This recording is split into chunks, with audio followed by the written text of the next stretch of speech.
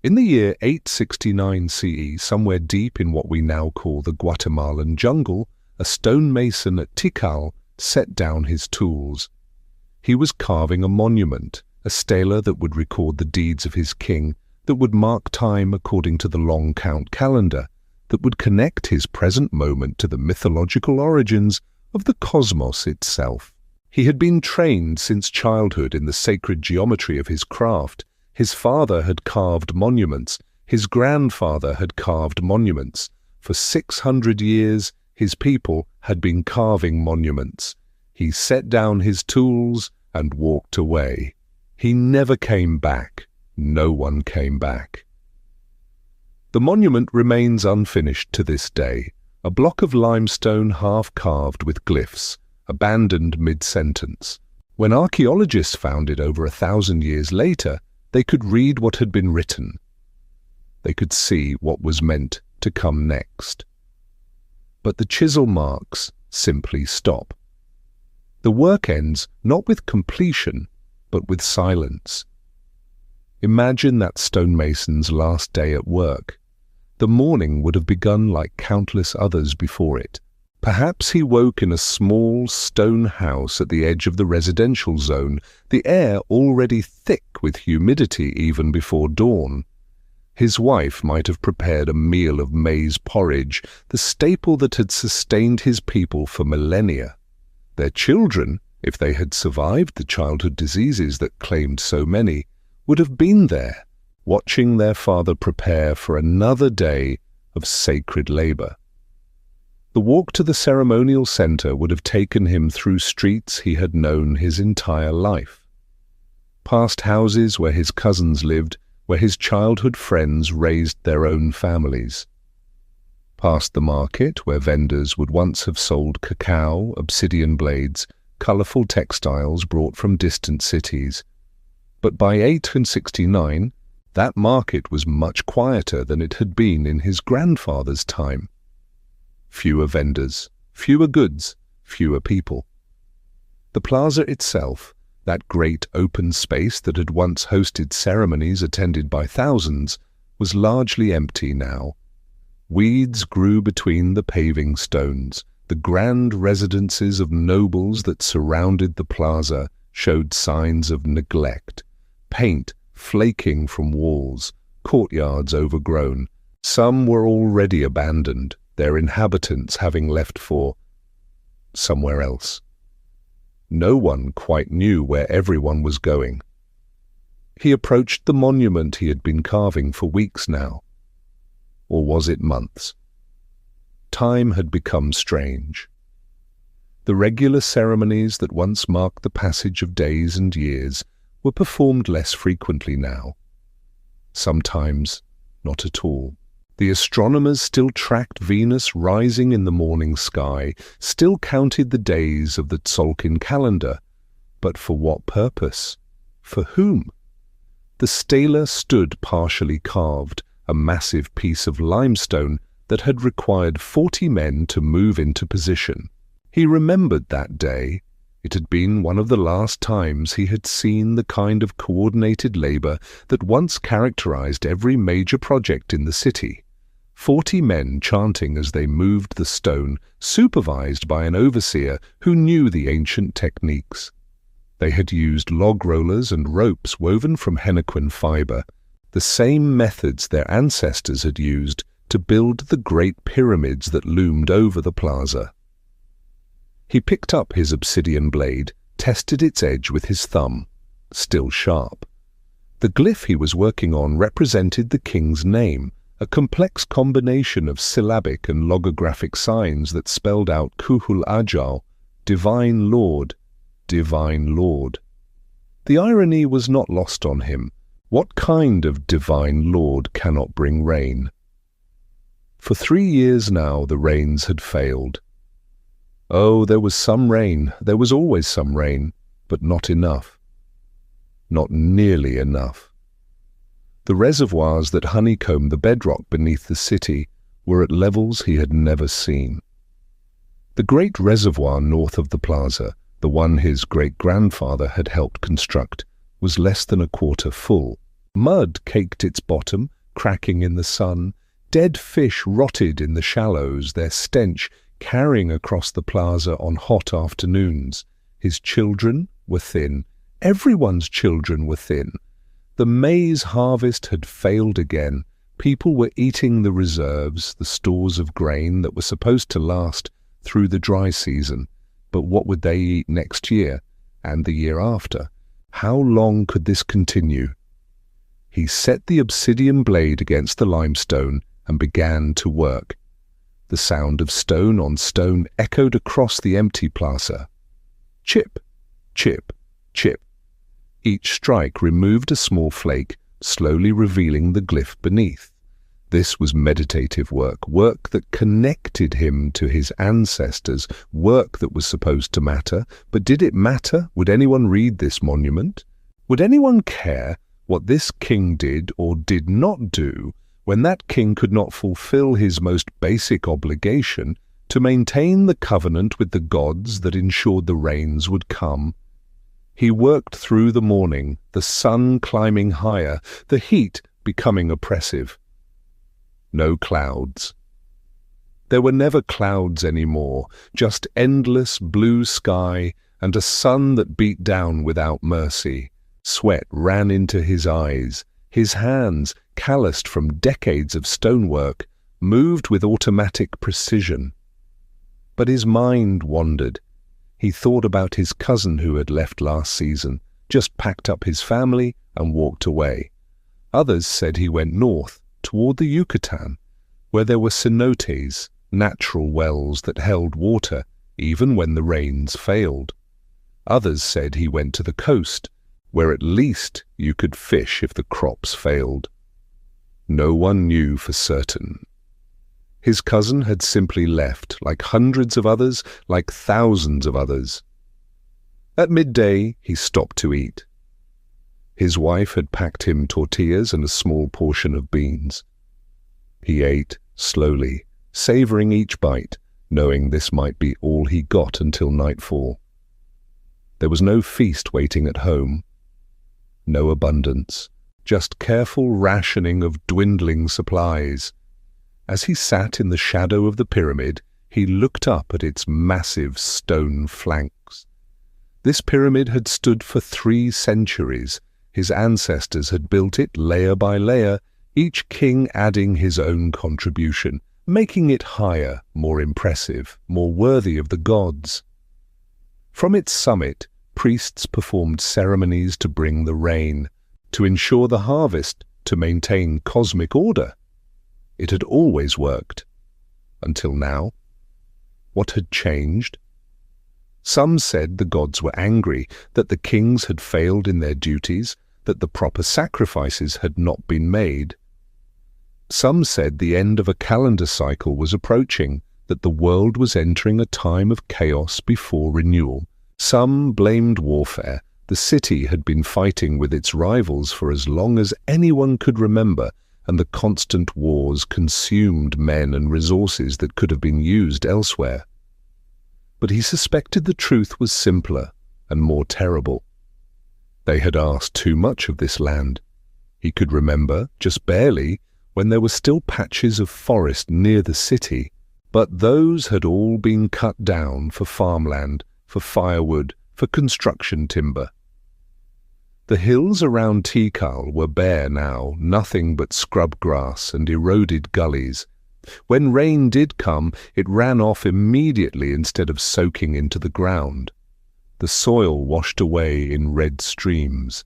The reservoir system required constant maintenance, channels to be cleared of sediment, dams to be repaired, catchment areas to be kept clean. But there were fewer workers now. The corvée labour system that once brought in thousands of workers from the countryside had broken down. Peasants no longer showed up when summoned. The king's authority was hollow. What could he do? Send soldiers to force them? But there were few soldiers, and they had to eat too, and there was not enough food. The afternoon wore on.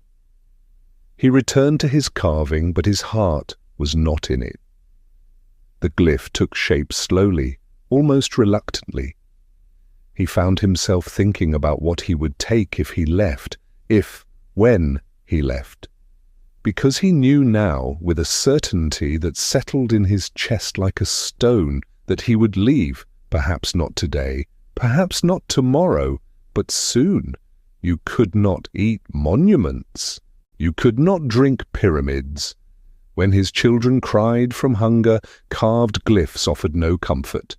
The system that had organized his entire world, the kings, the nobles, the priests, the ceremonies, the calendar, the monuments, all of it had failed. It had promised order and delivered chaos. It had promised rain and delivered drought. That is when he set down his tools. Not in anger, not in protest, simply in resignation. There was no point in continuing.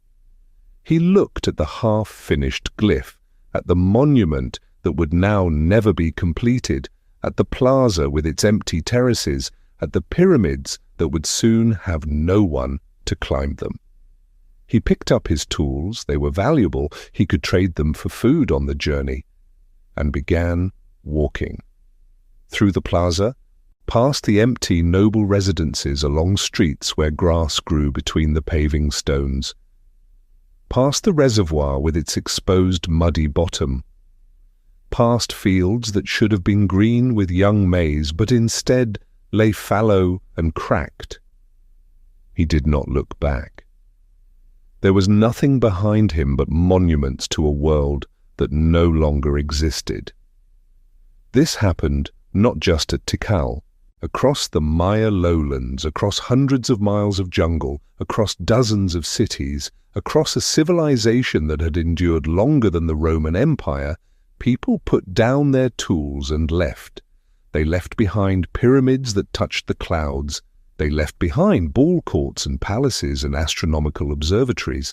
They left behind systems of mathematics so sophisticated they had independently discovered the concept of zero. They left behind a written language so complex we are still learning to read it. They left behind cities that held more people than London would for another 600 years. And here is what you need to understand about those cities. They did not fall to invaders. They were not burned by foreign armies. They were not swept away by plague or tsunami or volcanic eruption. The people who built them simply stopped maintaining them, stopped living in them, stopped being able to sustain the extraordinary thing they had created.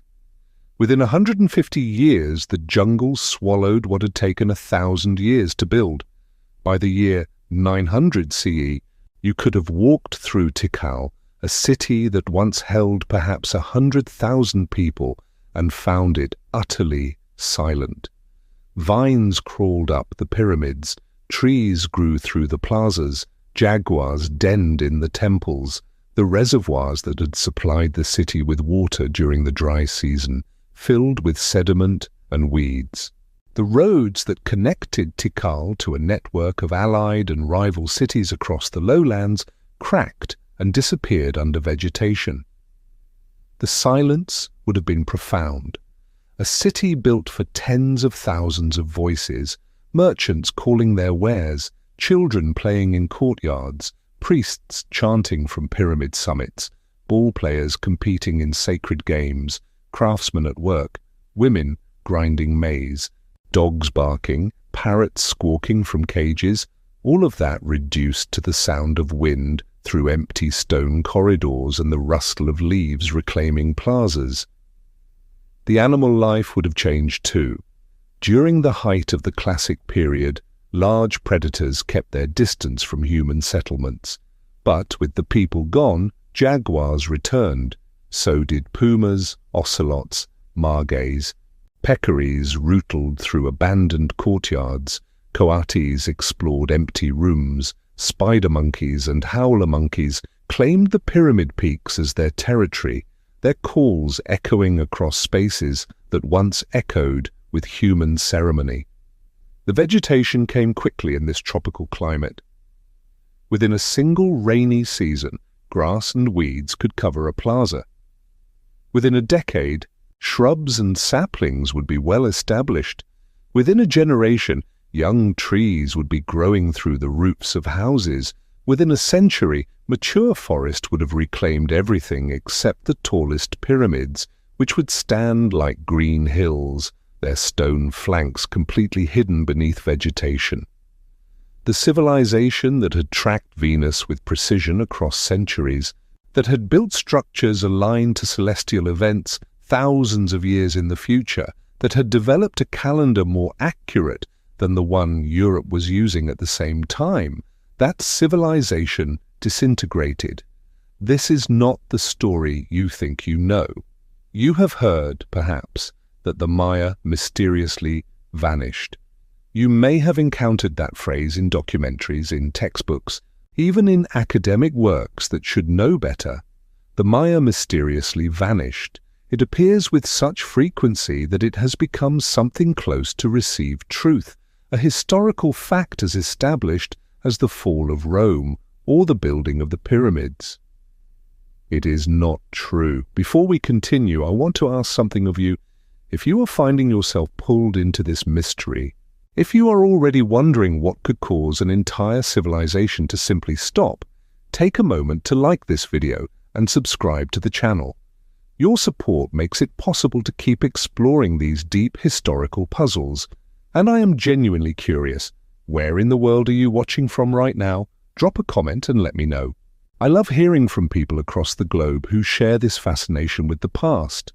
The Maya did not vanish. More than 7 million people of Maya descent live today in Mexico, Guatemala, Belize, Honduras, and El Salvador. They speak Maya languages, not a single language, but a family of related languages, each descended from the tongues spoken in those abandoned cities. They maintain traditions, farming practices, and cosmological beliefs that can be traced directly back through the centuries to the classic period. They know who they are. They know where they came from. These are not people living in a static, traditional bubble. They are dynamic communities adapting to the modern world while maintaining connections to their heritage. In Guatemala City, Maya professionals work as doctors, lawyers, engineers, teachers.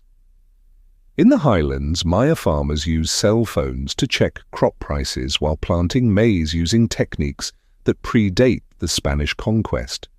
Maya women weave textiles with patterns that echo those painted on classic period pottery, but they sell them in markets connected to global commerce.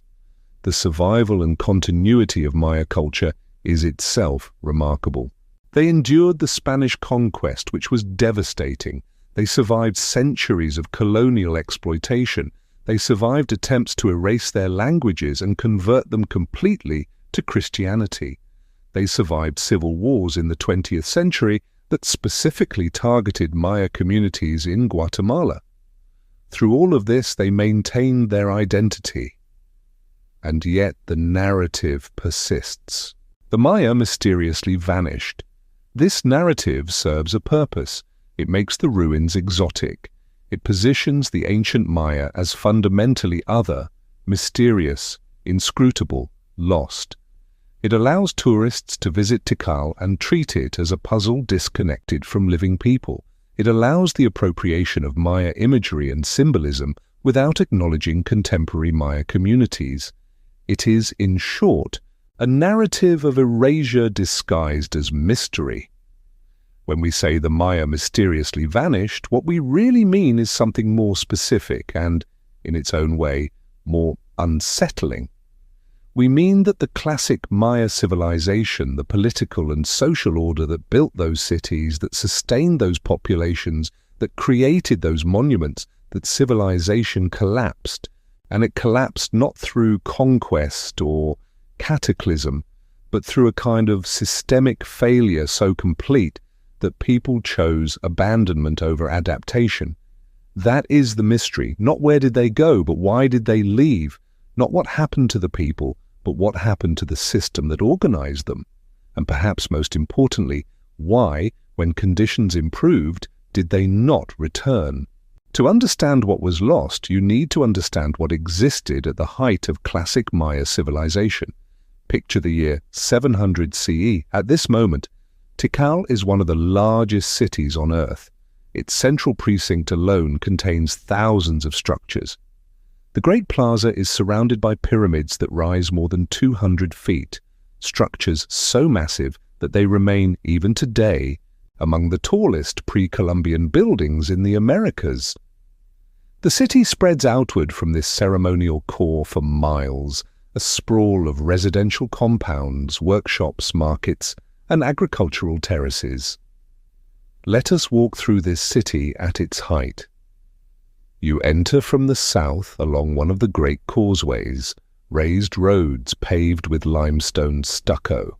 These causeways are wide enough for dozens of people to walk abreast. They connect different parts of the city and extend outward to satellite settlements miles away. Walking along the causeway, you pass residential areas on both sides. The houses are made of limestone, built around central courtyards. The wealthy have elaborate multi-room compounds with plastered walls painted in bright colors: red, blue, yellow. The walls bear murals showing scenes from mythology, from daily life, from warfare. The courtyards contain gardens where families grow vegetables, herbs, cacao trees. Water is stored in plastered cisterns that capture rain from the roofs. The sounds of the city surround you. From workshops come the rhythmic tapping of obsidian nappers, craftsmen who shape volcanic glass into blades sharper than modern steel. The blades are trade goods exported throughout the Maya world. From other workshops come the sounds of potters at work, of weavers at looms, of feather workers creating elaborate headdresses from quetzal feathers and toucan beaks. The smell of cooking fires is pervasive, thousands of households preparing the same basic meals: maize tortillas, beans, squash, chili peppers. Wealthier households add meat, turkey, deer, peccary, and cacao drinks, the chocolate bitter and spicy rather than sweet. Street vendors sell tamales, fruit-prepared foods to workers and travelers. You pass a ball court, one of several in the city. The court is shaped like a capital with sloping walls and a long playing alley. The ball game is more than sport. It is ritual, it is politics, it is theatre. The game reenacts cosmic battles between gods, between life and death, between order and chaos. The players are professionals, supported by noble patrons. They wear elaborate protective gear, leather pads on their hips and arms. The ball is solid rubber, heavy enough to kill if it strikes you in the head. Some games end in sacrifice. The losing team, or sometimes the winning team, sources vary, provides victims whose deaths ensure cosmic order. Approaching the ceremonial center, the architecture becomes more imposing.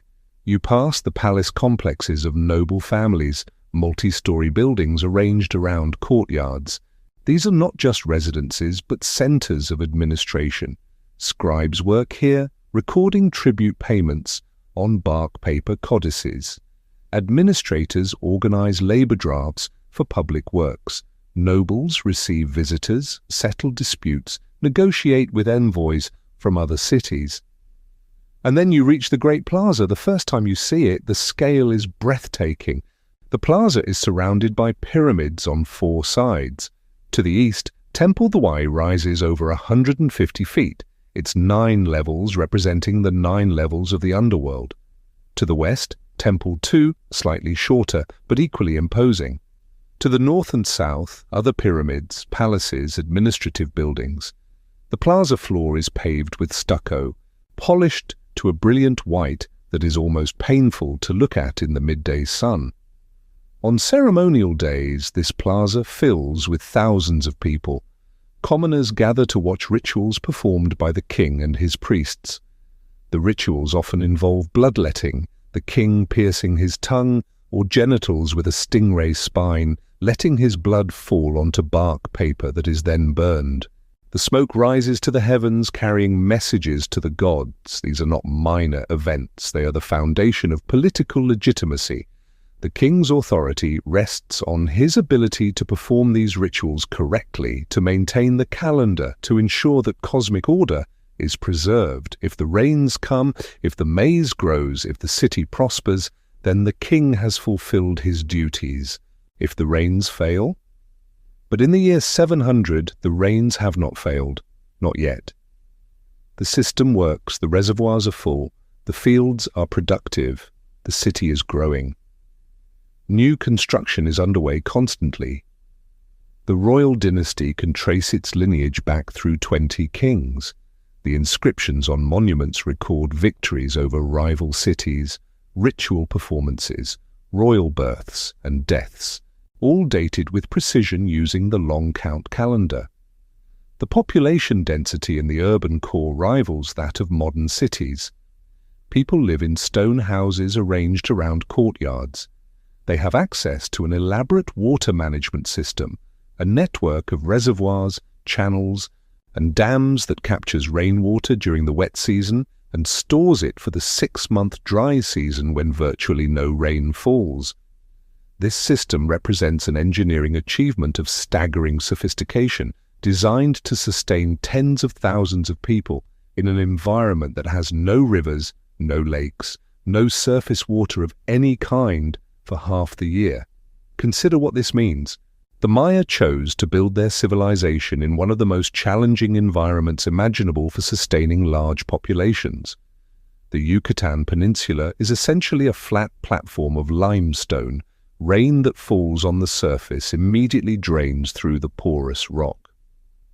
There are no rivers, no streams, no natural lakes. In the northern Yucatan, the water table is close enough to the surface that collapse of the limestone creates cenotes, natural wells. But in the southern lowlands where Tikal is located, the water table is hundreds of feet down, unreachable. So every drop of water that sustains Tikal must be captured during the rainy season and stored. The Maya engineered an entire landscape to accomplish this. They built dams across natural depressions to create reservoirs. They channeled water from plazas and roofs into these reservoirs. They plastered the reservoir bottoms to prevent seepage. They built filtration systems to keep the water clean. During the dry season, the reservoir levels dropped week by week, month by month, and everyone in the city watched and waited and prayed that the rains would return before the reservoirs ran dry. The limestone bedrock that underlies the entire region is porous. Water drains through it instantly. In the northern Yucatan, this creates cenotes, natural wells where the limestone has collapsed to reveal the water table below. But here in the southern lowlands, even cenotes are rare. The Maya had to capture every drop of rain that fell and hold it through the long, dry months. They became, by necessity, masters of hydrology. In the Great Plaza, a new monument is being erected. It is a stela, a standing stone carved with images and hieroglyphic text. The stone itself was quarried from the limestone bedrock, cut and shaped without metal tools, transported by human labor, and set upright in a position determined by astronomical calculation. The carving is underway. The glyphs record the deeds of the current king, a man who bears the title Kuhul Ajar, Divine Lord. He claims descent from gods. He performs rituals that connect the human world to the cosmic order. When he bleeds himself in ceremonies, letting his blood fall onto bark paper that will be burned to create smoke rising to the heavens, he is not engaging in superstition. He is fulfilling the social contract that legitimizes his power. That contract is simple. The king mediates between humans and gods. He ensures cosmic order. He brings rain. This is not metaphor.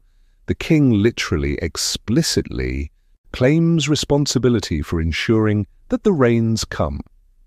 His rituals, his bloodletting, his maintenance of the calendar, and the performance of ceremonies on astronomically significant dates, all of this is understood to be functionally necessary for the continuation of the agricultural cycle. The people give him tribute, labor, and loyalty. In exchange, He gives them cosmic order. By 700 CE, this system has functioned for more than 400 years. The king in the Great Plaza is not the first. He is not the 10th.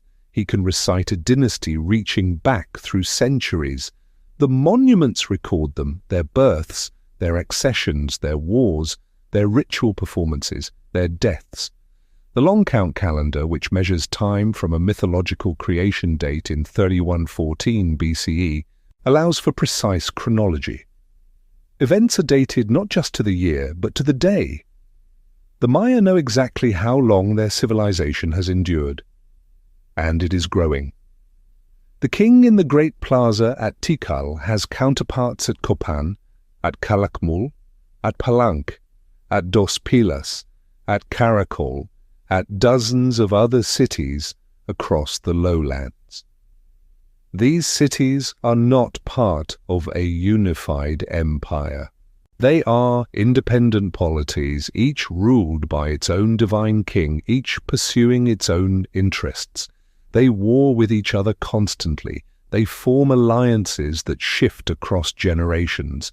They compete for tribute, for control of trade routes, for captives to sacrifice, for prestige. The warfare is ritualized but real. Battles are timed according to the calendar, fought on astronomically significant dates. The goal is not usually to destroy the enemy city, but to capture nobles for sacrifice, to extract tribute, to enhance prestige.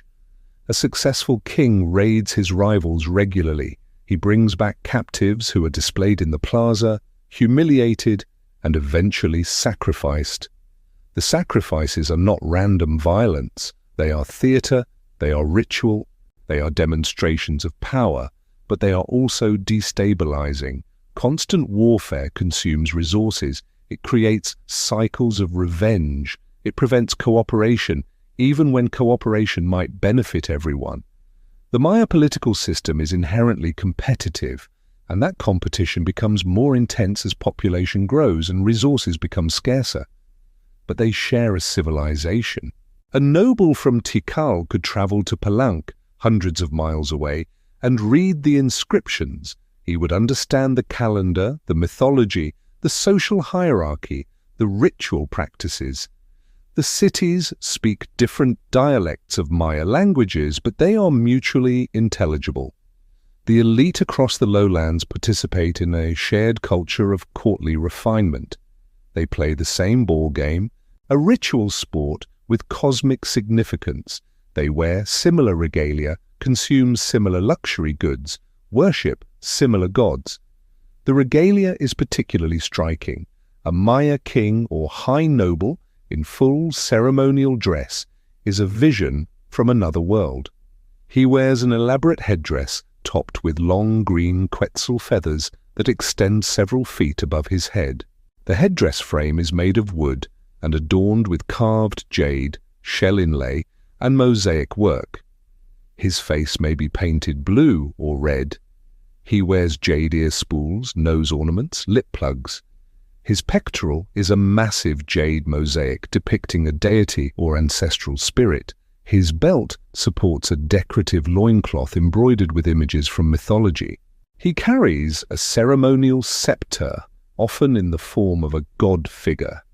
The entire ensemble weighs dozens of pounds and costs more than most commoners will earn in their lifetimes. This is not clothing, it is a statement.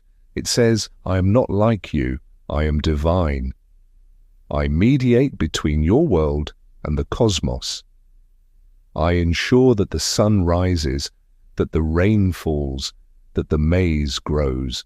You owe me your loyalty because without me, everything collapses into chaos." For centuries, people believed it. Why wouldn't they? The rains came, the maize grew, the system worked. This interconnected world of competing city-states is dynamic, sophisticated, literate, and growing. Population estimates for the Maya lowlands at the peak of the Classic period range wildly, from 3 million to 15 million, depending on whose methodology you trust. But even the conservative estimates indicate population densities that seem impossible for the environment. The tropical forest soil is thin and nutrient-poor. It depletes quickly under cultivation. The Maya practice slash-and-burn agriculture, clearing forest, planting for a few seasons, then allowing the land to regenerate while they move to new fields.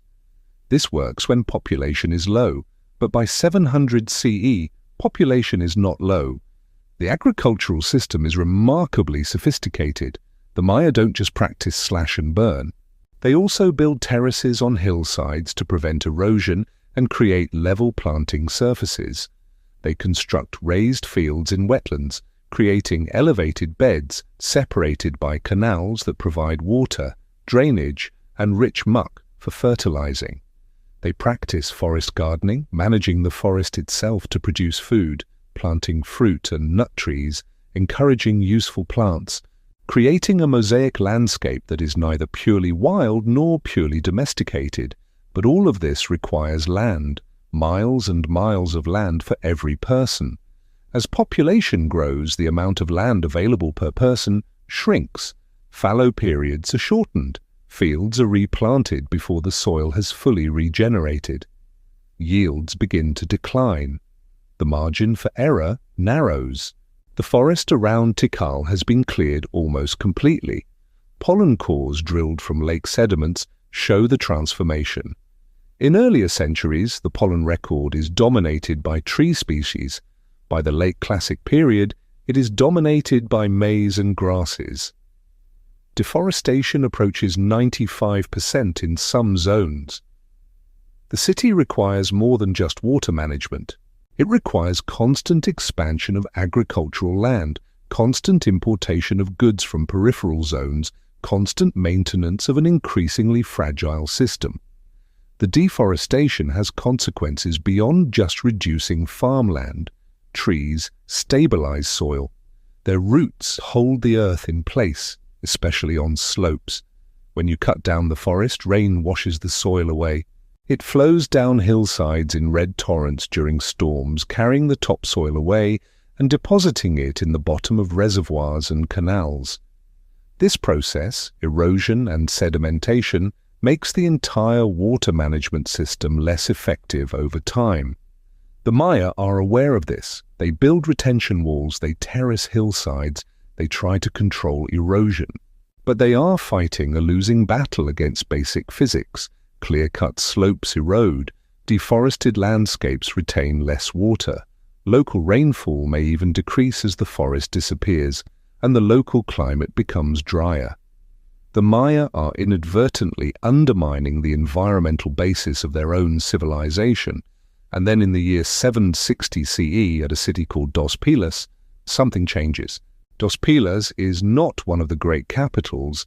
It is a secondary center founded only a century earlier as an offshoot of Tikal during a dynastic war.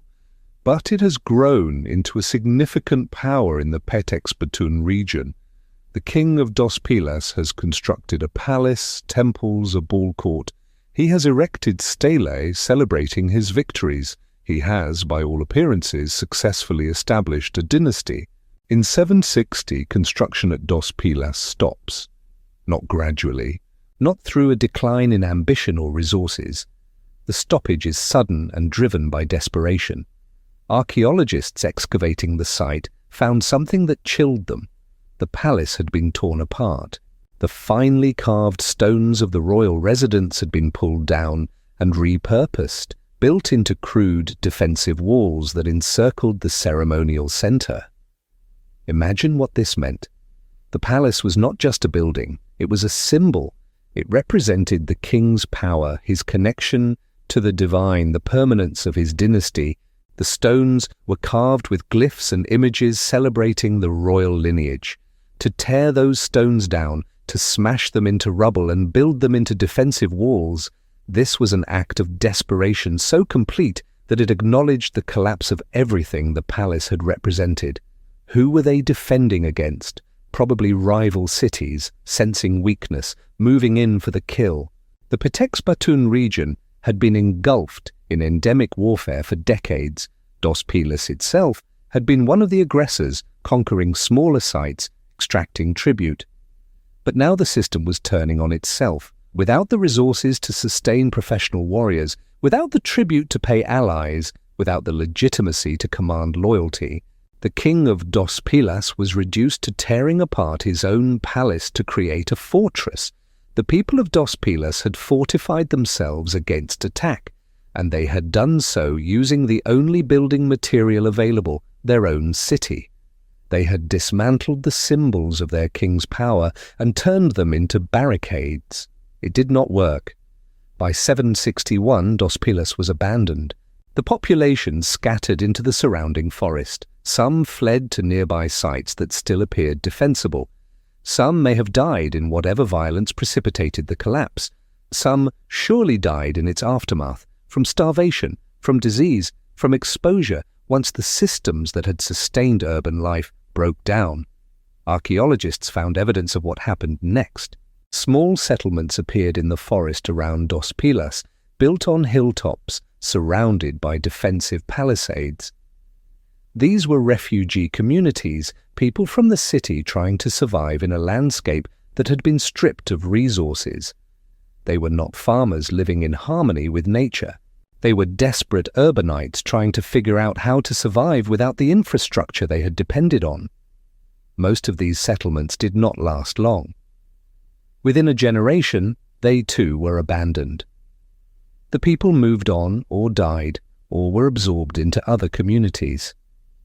The Petex Batoon region, which had supported tens of thousands of people at the height of the Classic period, was nearly empty by 800 CE. This was not unprecedented. Individual Maya cities had collapsed before. El Mirador, a massive urban center in the late pre-Classic period, had been abandoned around 150 CE. These things happened. Dynasties failed. Cities fell to rivals. Populations relocated. The Maya world was accustomed to political instability, but Dos Pilas was a beginning, not an isolated event.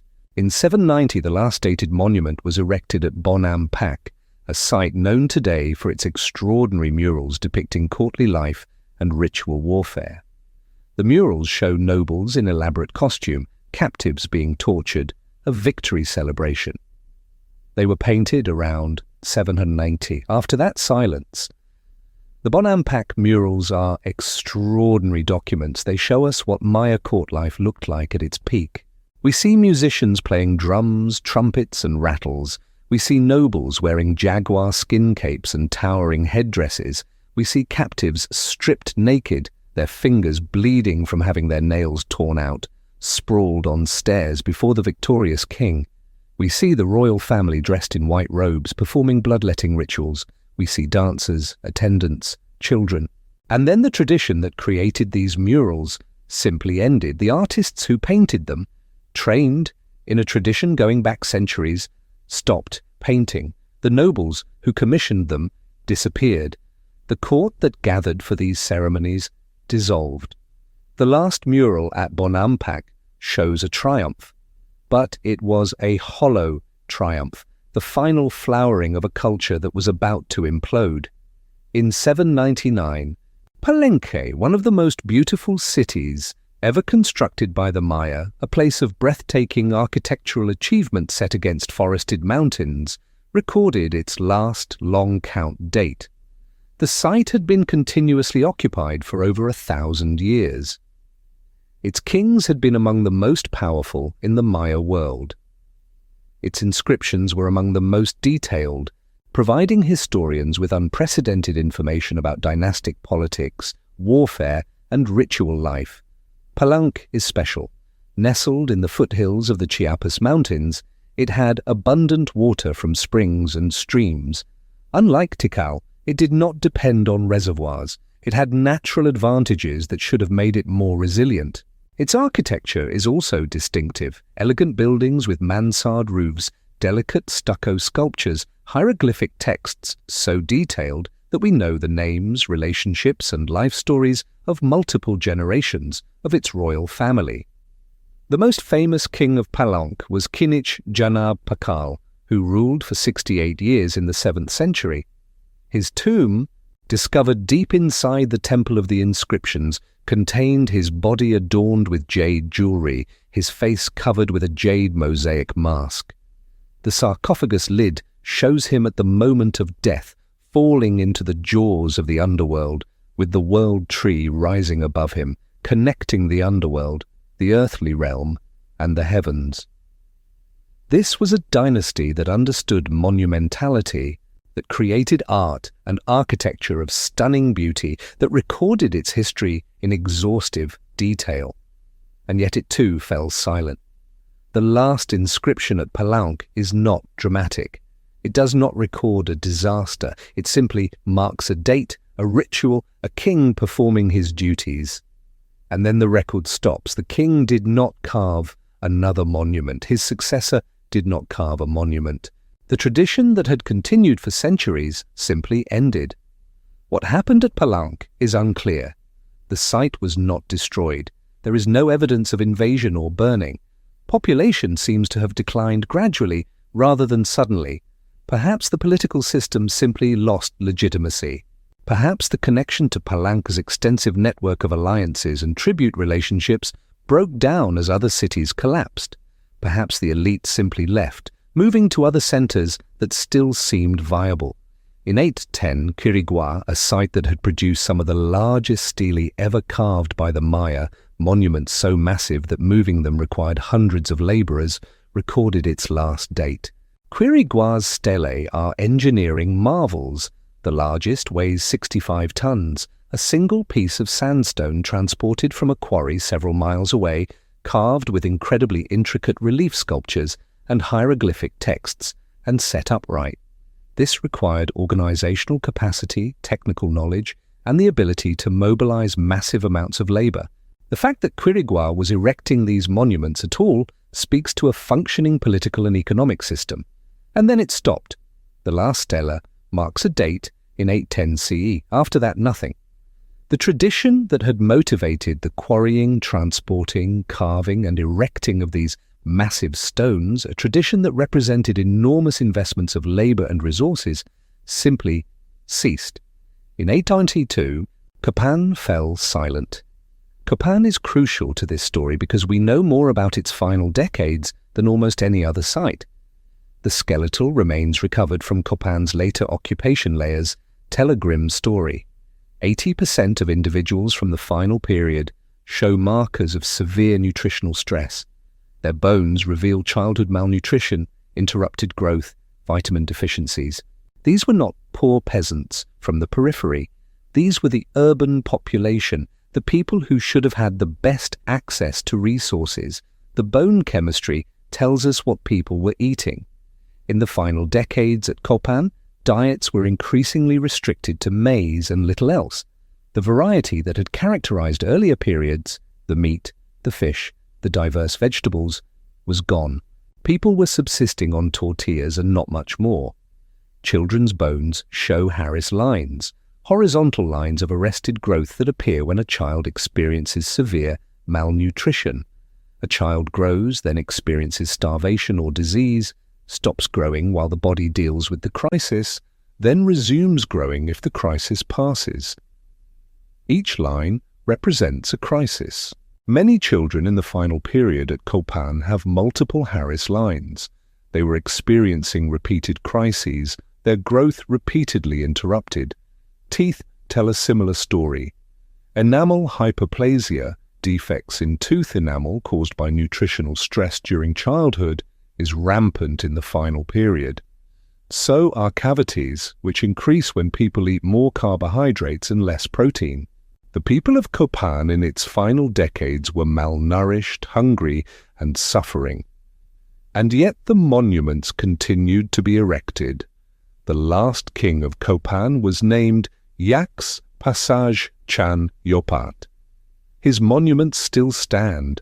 They are noticeably cruder than those of his predecessors, carved with less skill, less detail, less confidence.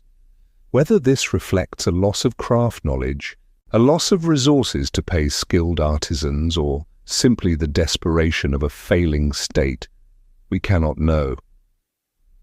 What we know is that after Yaks' passage there were no more kings at Copan.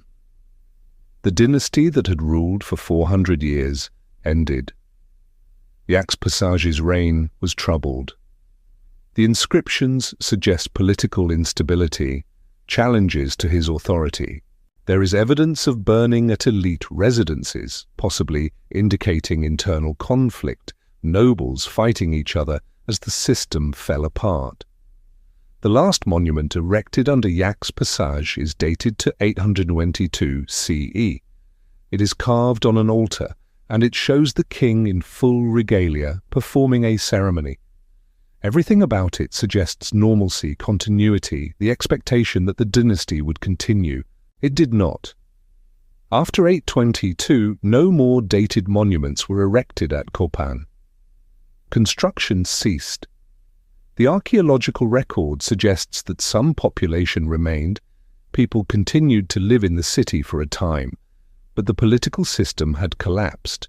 Without a king, without the ceremonies, without the system of tribute and labor organization, Copan was no longer a functioning polity.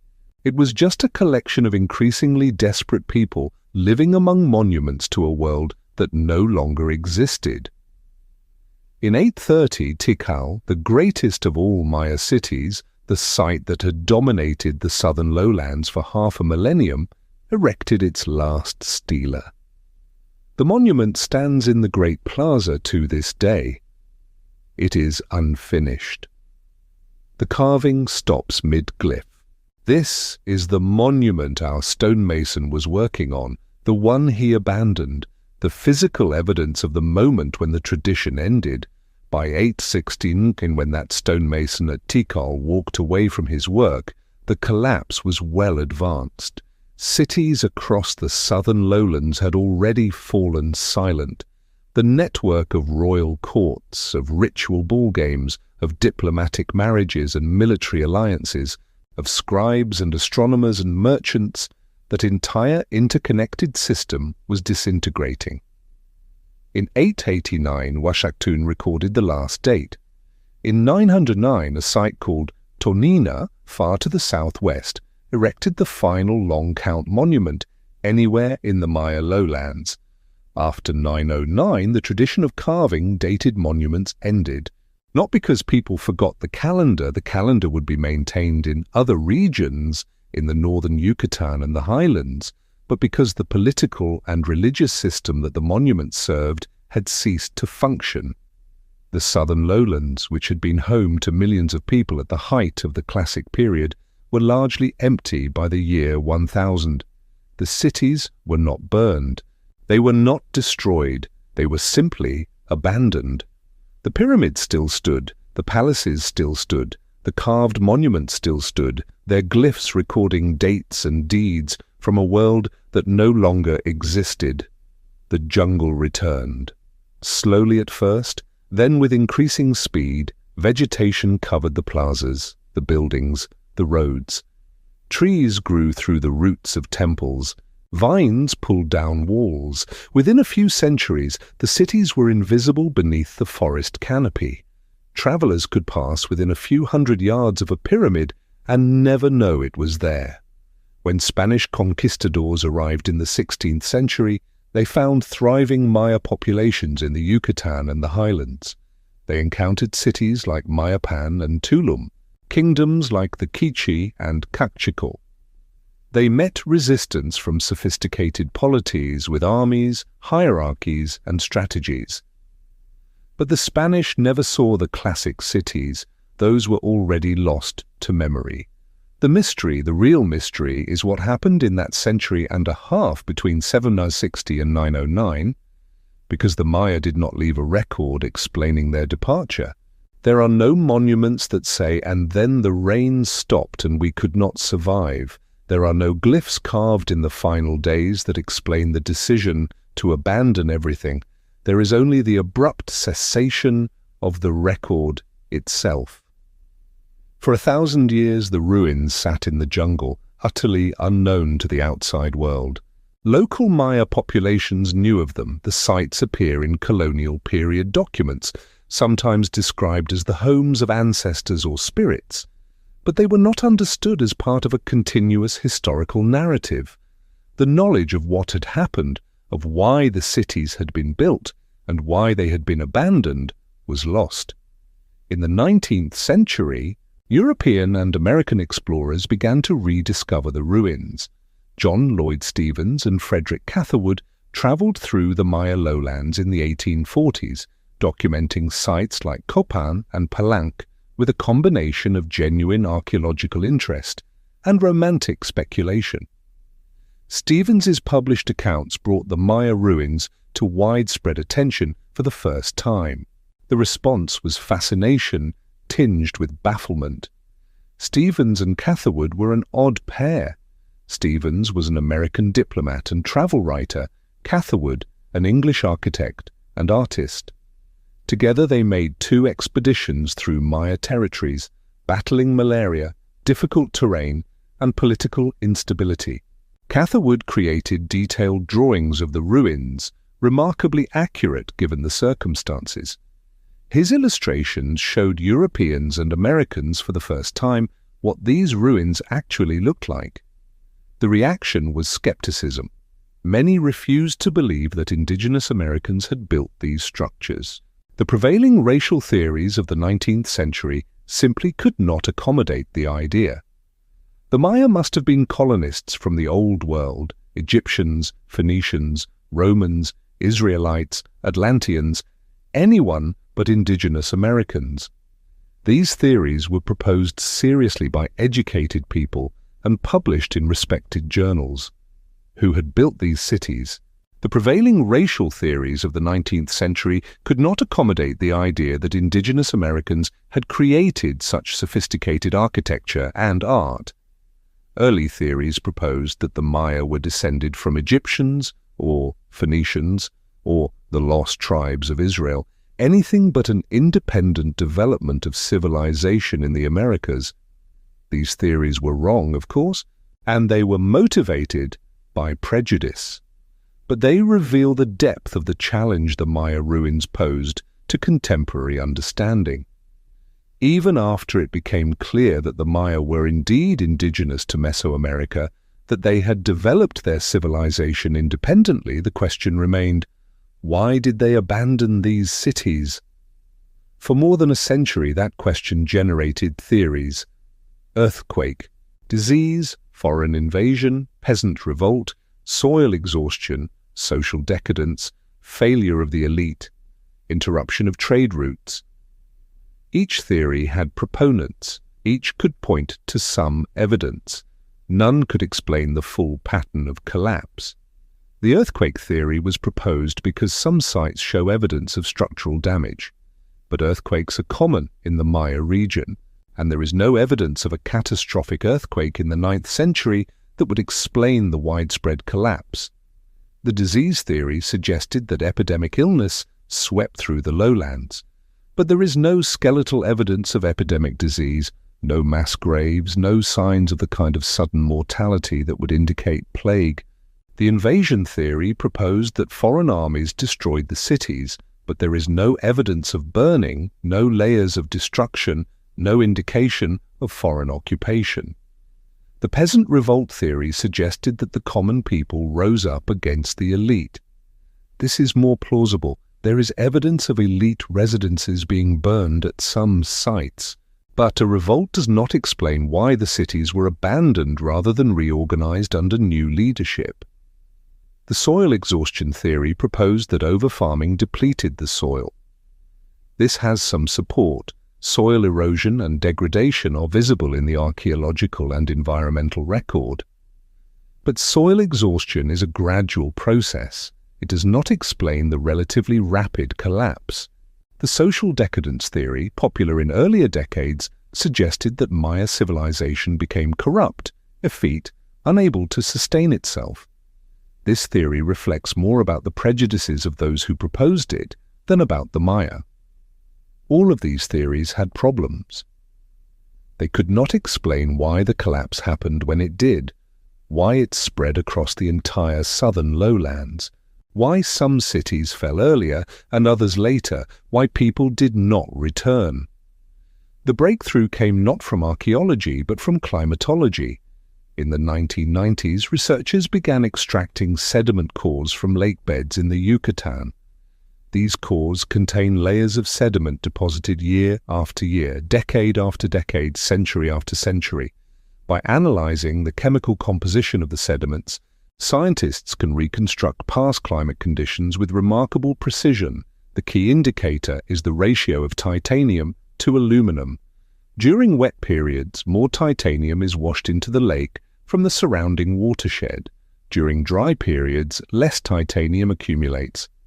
By measuring these ratios across the sediment layers and dating the layers using radiocarbon, researchers can create a timeline of rainfall. The process is painstaking. First, you need to find a lake that has existed continuously for thousands of years and that has accumulated sediment without major disruptions. Then you need to drill a core, essentially driving a long tube down through the sediment at the lake bottom and extracting a column of mud that represents the entire depositional history. Then you need to slice that core into thin layers, sometimes just millimeters thick, and analyze each layer separately. Then you need to date the layers using radiocarbon dating of organic material trapped in the sediment. Only then can you start to reconstruct a climate timeline. What they found was stunning. Between roughly 820 and 870 CE, precisely during the period when the Maya cities were collapsing, the Yucatan experienced a series of severe droughts. These were not ordinary dry seasons. The rainfall reduction was catastrophic, in some periods dropping by 25 to 40% below the long-term average. And the droughts were sustained, lasting years or decades rather than a single season. To put this in perspective, a 25% reduction in rainfall in a region that already has a 6-month dry season is devastating.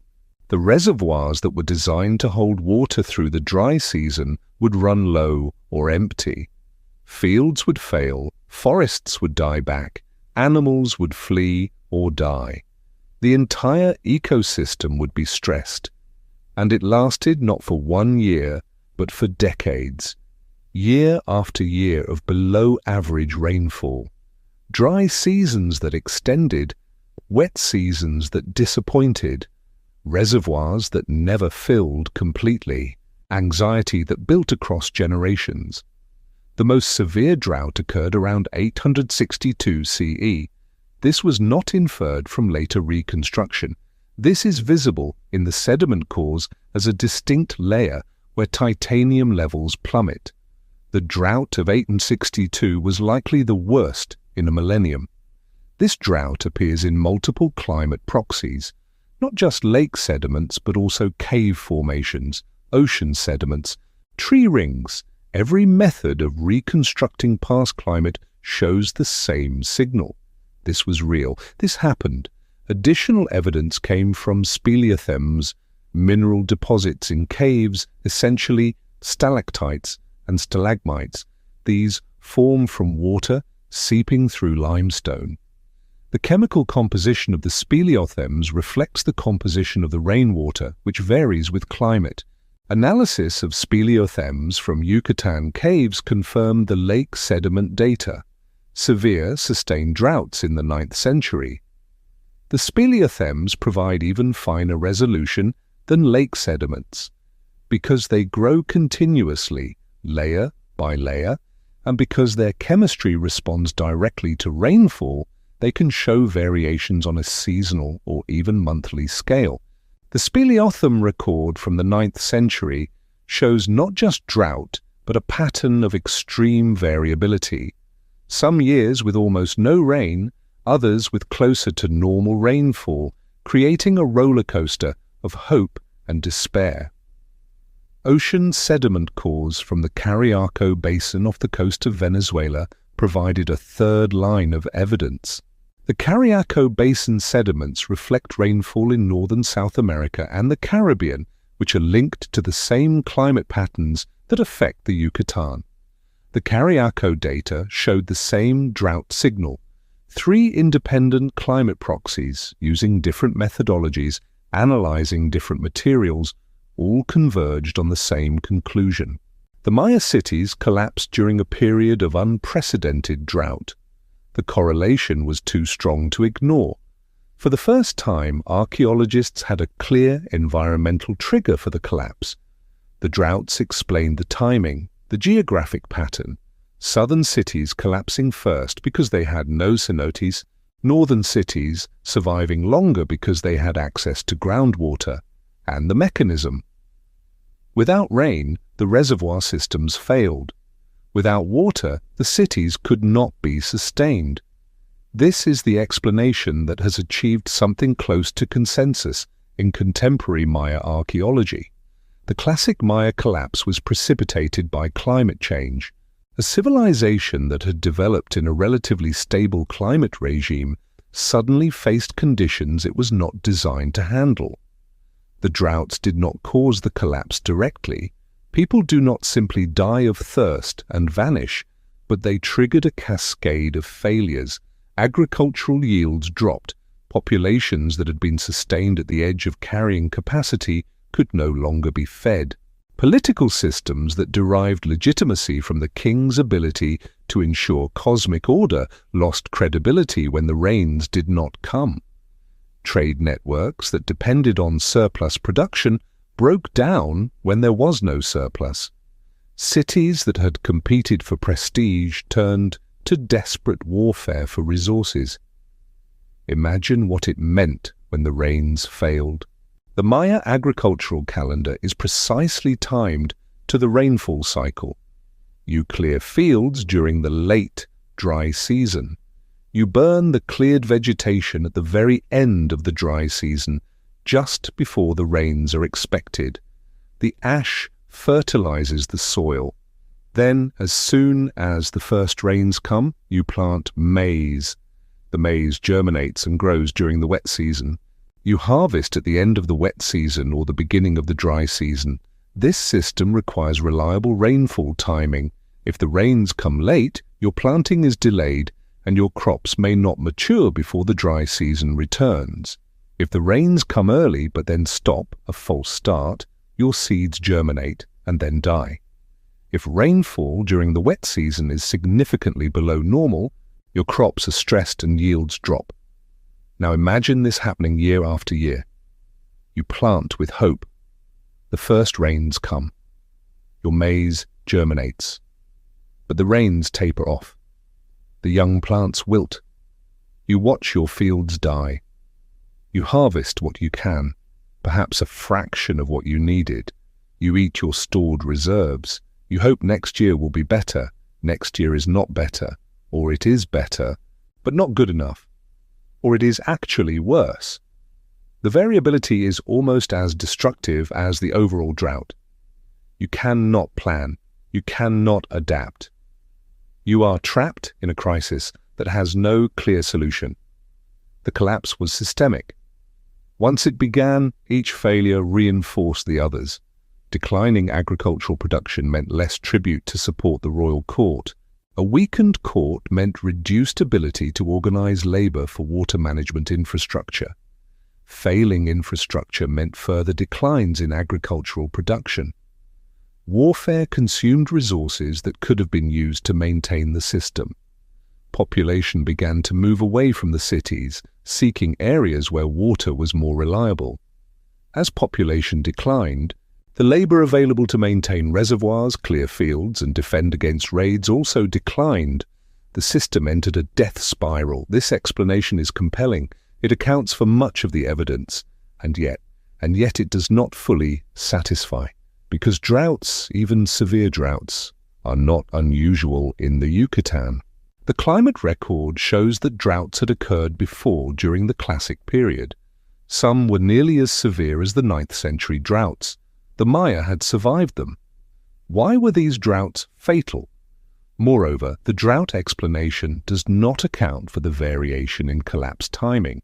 Dos Pilas fell in 760 before the most severe droughts. Some cities survived into the early 10th century after the droughts had eased. If drought was the direct cause, the pattern should be more uniform. And most puzzling of all, why did people not return? The droughts ended, By the year 900, rainfall had returned to normal levels. The reservoirs could have been cleared, the fields could have been replanted. The cities were not destroyed, they were simply empty. Yet there is no evidence of reoccupation. People did not come back. That is the part that haunts researchers. Abandonment in the face of immediate crisis makes sense, but why permanent abandonment? What had broken so completely that return was impossible? Some researchers argue that the answer lies not in the environment but in politics. The Maya political system was built on the divine authority of the king. When the droughts came and the rains failed, the king's legitimacy collapsed. If he could not bring rain, the entire rationale for his power evaporated. The collapse was not primarily an environmental crisis, but a crisis of belief. Think about what it meant for a Maya commoner when the rains failed. You had been taught your entire life that the king maintains cosmic order, that his bloodletting rituals bring the rain, that the ceremonies performed on top of the pyramids ensure the continuation of the world. This is not just politics, it is cosmology. It is the fundamental structure of reality as you understand it. And then the rain does not come. Year after year, the rain does not come. You watch the king perform the ceremonies, you watch him bleed himself, you watch him sacrifice captives, you watch him consult with priests and astronomers, you watch him do everything he is supposed to do, and still the rain does not come. At what point do you conclude that the system has failed, that the king cannot actually control the rain, that the entire political and religious structure you have lived under your whole life is based on a false premise? This is a crisis not just of resources but of meaning. The world as you understood it has stopped making sense. The authority structures that organized your society have lost their legitimacy. What do you do? How do you respond? This theory is supported by evidence from the inscriptions. In the century before the collapse, the inscriptions show increasing signs of political fragmentation.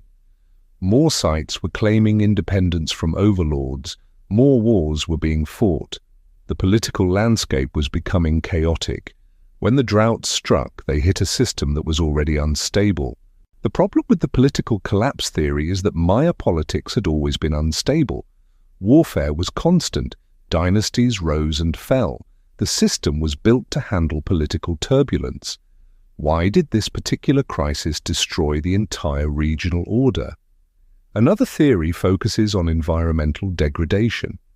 The Maya had deforested the lowlands to an extraordinary degree. Pollen cores show that by the late Classic period, the landscape around major cities was almost entirely cleared. Deforestation changes local climate, reducing rainfall and increasing erosion. Soil washed from the cleared hillsides into the reservoirs, filling them with sediment. This made the water management systems less effective precisely when they were most needed. The environmental degradation theory suggests that the Maya had pushed their environment past a tipping point. The droughts were the trigger, but the underlying vulnerability was created by centuries of unsustainable land use. When the crisis came, the system had no resilience left. This explanation has the advantage of accounting for both the drought and the failure to recover. If the environmental damage was severe enough, return might genuinely have been impossible. The reservoirs were filled with sediment, the soil was exhausted, the landscape had been so altered that it could no longer support the population levels of the Classic period. But if that were true, we would expect to see archaeological evidence of severe environmental degradation at all sites. We do not. Some cities show clear evidence of erosion and reservoir sedimentation. Others do not. The environmental damage was real, but variable. The most likely explanation, the one that most researchers now accept, is that the collapse was multi-causal. It was not drought alone, not political instability alone, not environmental degradation alone, but the interaction of all three. The Maya had created a civilization that was extraordinarily successful, but also fragile. It required high levels of coordination, constant labor inputs to maintain infrastructure, stable agricultural yields, and political systems that could manage competition and conflict. When the drought struck, they hit a system that was already stressed by overpopulation, environmental degradation, and political fragmentation. The combination was fatal. Different cities collapsed for different reasons at different times depending on local conditions. Dos Pilas fell early because it was politically vulnerable, surrounded by rivals, and caught in a cycle of warfare. It could not win. Tikal lasted longer because it had more robust water systems, larger reservoirs, and a longer history of political stability. Northern cities like Chichen Itza survived because they had cenotes, natural wells that provided water even when the rains failed. But across the southern lowlands, the general pattern was the same, a cascade of interacting failures that the existing political and social structures could not manage. This is a more complex explanation than simply blaming drought or warfare or environmental degradation. It lacks the narrative simplicity of a single cause, but it has the advantage of accounting for the evidence, and it matches what we understand about how complex systems fail. They rarely fail from a single blow. They fail when multiple stresses converge and the systems designed to manage stress are overwhelmed. What we know with certainty is this: by the year 1000, the classic Maya civilization had ended. The southern lowlands were depopulated, the cities were abandoned, the tradition of erecting monuments with long count dates had ceased, the political system of competing divine kingships had collapsed. What replaced it was different. In the northern Yucatan, cities like Chichen Itza rose to prominence. Chichen Itza was not built on the classic model. Its architecture is different, showing influence from central Mexico. Its political organization appears to have been less centralized, with power shared among ruling families rather than concentrated in a single divine king. It was successful. Chichen Itza flourished from roughly 800 to 1000 CE, precisely during the period when southern cities were collapsing. Chichen Itza is fascinating because it represents a different way of being Maya. The city's architecture blends Maya and Mexican styles. The pyramids are different from those at Tikal, more geometric, less organic. The iconography includes images of the feathered serpent Kukulkan, the Maya version of the Mexican god Quetzalcoatl. There are chacmuls, reclining stone figures holding bowls on their bellies, possibly for receiving sacrifices, a form unknown in the classic Maya heartland, but common in central Mexico. Was Chichen Itza conquered by invaders from central Mexico? Or did Maya leaders adopt Mexican styles and ideologies to differentiate themselves from the collapsing classic system? Or did Mexican merchants and warriors arrive as minority groups and become integrated into Maya society? Scholars debate these questions intensely. What is clear is that Chichen Itza represents something new, a hybrid culture that succeeded where the classic cities failed. Chichen Itza's ball court is the largest ever built in Mesoamerica, a massive structure with walls covered in relief sculptures showing the ritual game and its consequences. The acoustics are remarkable. You can clap at one end and hear the echo clearly at the other end, hundreds of feet away. This was architecture designed for spectacle, for impressing visitors, for creating a sense of awe. But Chichen Itza did not last either. By 1000 CE, it too was in decline. Its monuments stopped being erected, its population dwindled. The northern Yucatan political center shifted to Mayapan, a walled city with a very different character, more defensive, less monumental, organized around a ruling council rather than a single king. After Chichen Itza declined, another northern city, Mayapan, became dominant. Mayapan lasted until the 15th century. In the highlands of Guatemala, Maya kingdoms like the Quiche and Kaqchikel maintained complex polities until the Spanish conquest. These were not remnants, they were viable civilizations in their own right. They maintained Maya languages, Maya writing, Maya calendars, Maya mythology, but they were not organized like the classic cities. The age of the divine kings was over. So what had actually vanished was not the Maya people, but a particular form of political and social organization. The classic Maya civilization, the specific configuration of divine kingship, monumental architecture, long count dating, and competing city-states, had ended. The Maya themselves had adapted, survived, relocated, and reorganized, but this raises the question, what was lost?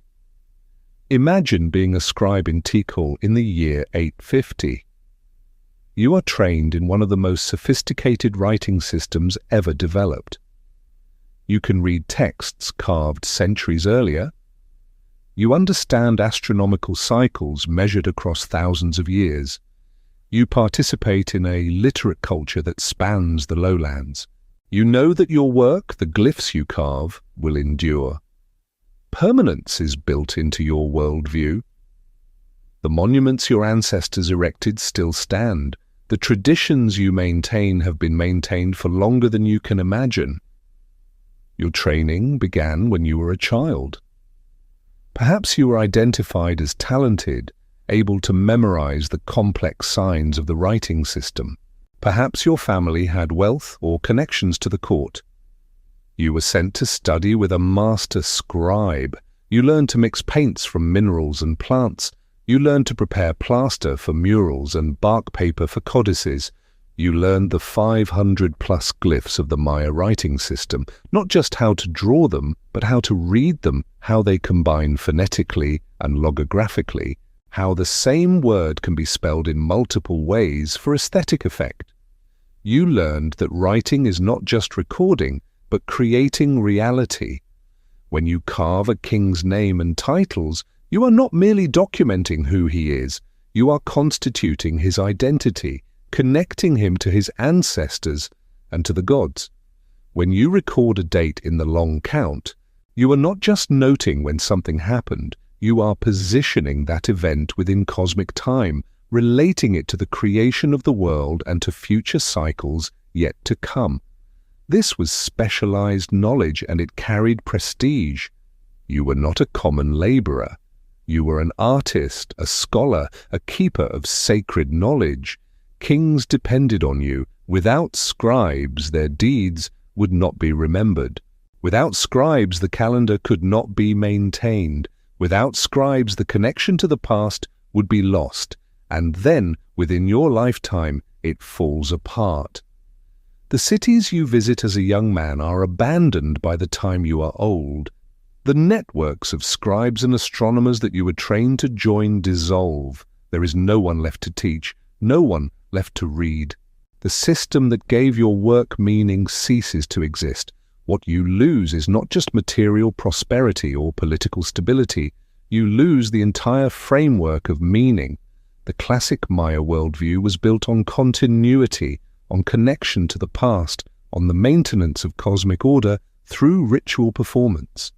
When the cities were abandoned, that entire way of understanding the world became impossible to sustain. This may explain why people did not return. Return to what? The physical cities were empty shells. What made them cities was not the buildings, but the systems of belief, practice, and organization that animated them. Once those systems collapsed, there was nothing to return to.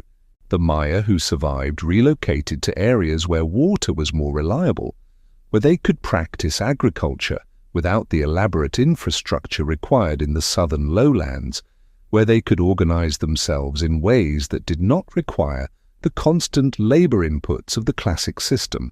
They retained their identity as Maya. They retained their languages, many of their beliefs, their agricultural practices, but they created new political forms. In a sense, the collapse was also an adaptation. The classic system had pushed the environment and the population to their limits. When the droughts came, that system proved unsustainable. What emerged afterward was more resilient in some ways, less dependent on monumental infrastructure, less politically centralized, more flexible. But what was lost in the collapse was extraordinary. The classic Maya had achieved things that would not be equaled in Mesoamerica for centuries. Their mathematical sophistication, their astronomical knowledge, their architectural accomplishments, these were not immediately replicated by their successors. The art of carving long count dates was not preserved. The tradition of monumental inscriptions ended when Spanish friars encountered Maya codices in the 16th century. They burned most of them as works of the devil. Only 4 Maya codices survived. We have inscriptions on monuments that tell us about kings and wars and rituals, but we have almost no direct testimony about how ordinary people understood what was happening to them. The silence of the sources is profound. The Maya left us their monuments, but not their explanation. We can measure the droughts in sediment cores. We can excavate the defensive walls at Dos Pilas. We can read the names of the last kings and the dates of the last monuments, but we cannot know what people thought as they watched their world disintegrate. Did they understand what was happening?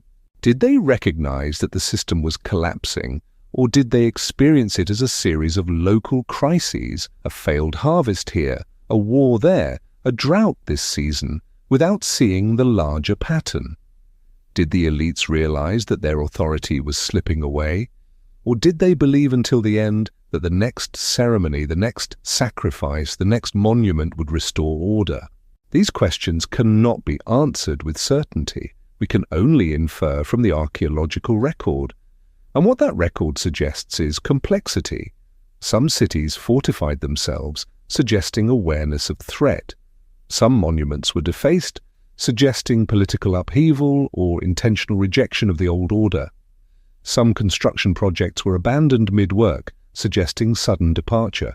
But there is no evidence of mass graves, no signs of epidemic disease, no layers of ash indicating widespread burning. The collapse was not catastrophic in the sense of a sudden disaster. It was a long, grinding process of systems failing and people leaving and traditions ending. Over the course of a human lifetime, someone born in Tikal at the height of the classic period could have witnessed the entire trajectory of collapse. They would have seen the monument stop being erected. They would have seen the royal court diminish in power and prestige.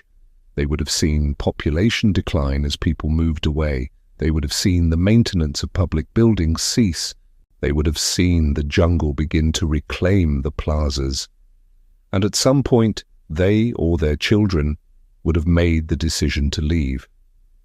Not because invaders forced them out. Not because the city was destroyed, but because staying had become impossible. The systems that made urban life viable, the water management, the food distribution, the political organization, had broken down. Staying meant watching your children go hungry. Leaving meant uncertainty, but also possibility. Most people who left probably did not go far. They moved to smaller settlements, to areas with more reliable water, to communities where they had kin. They continued to farm. They continued to speak Maya languages. They continued to tell stories about the gods and ancestors. But they did not rebuild the cities. They created something different. In the northern Yucatan, the transition was less dramatic. Cities like Chichen Itza were already flourishing before the southern collapse was complete. They may have absorbed some refugees from the south. They certainly benefited from the decline of southern rivals. But they were not simply continuations of the classic pattern. Chichen Itza's architecture is different, showing influence from central Mexico. Its political organization appears to have been different. Whether this represents invasion, gradual cultural diffusion, or local innovation remains debated. What is clear is that the Maya world after 900 CE was fundamentally reorganized. Power shifted from the southern lowlands to the north and the highlands. The form of that power changed from divine kingship to more collective or oligarchic rule. The tradition of monumental inscriptions ended. The long count calendar was still understood and used in some contexts, but it was no longer the primary means of recording history. Spanish conquistadors who arrived in the 16th century encountered Maya polities that were sophisticated and militarily capable, but very different from the classic cities. The Quiche kingdom in the highlands of Guatemala was a powerful state with a complex hierarchy and an organized military. But it did not build in the style of Tikal. It did not erect stelae with long count dates. It maintained Maya traditions, but in forms that had evolved over the centuries since the collapse. The Spanish conquest was devastating for the Maya, as it was for all indigenous peoples of the Americas. Disease, warfare, enslavement, and forced conversion destroyed populations and cultures across Mesoamerica. But even the Spanish conquest did not erase Maya identity. Maya languages survived. Maya communities maintained their distinctiveness within colonial society. And when Mexico and Central American countries became independent in the 19th century, Maya populations remained significant. Today, over 7 million people identify as Maya. They live primarily in Mexico, Guatemala, and Belize. They speak more than 30 distinct Maya languages. Some communities maintain traditional practices with remarkable continuity. Others have adapted to modernity while retaining elements of Maya identity. The Maya are not a vanished people. They are a living culture with deep roots.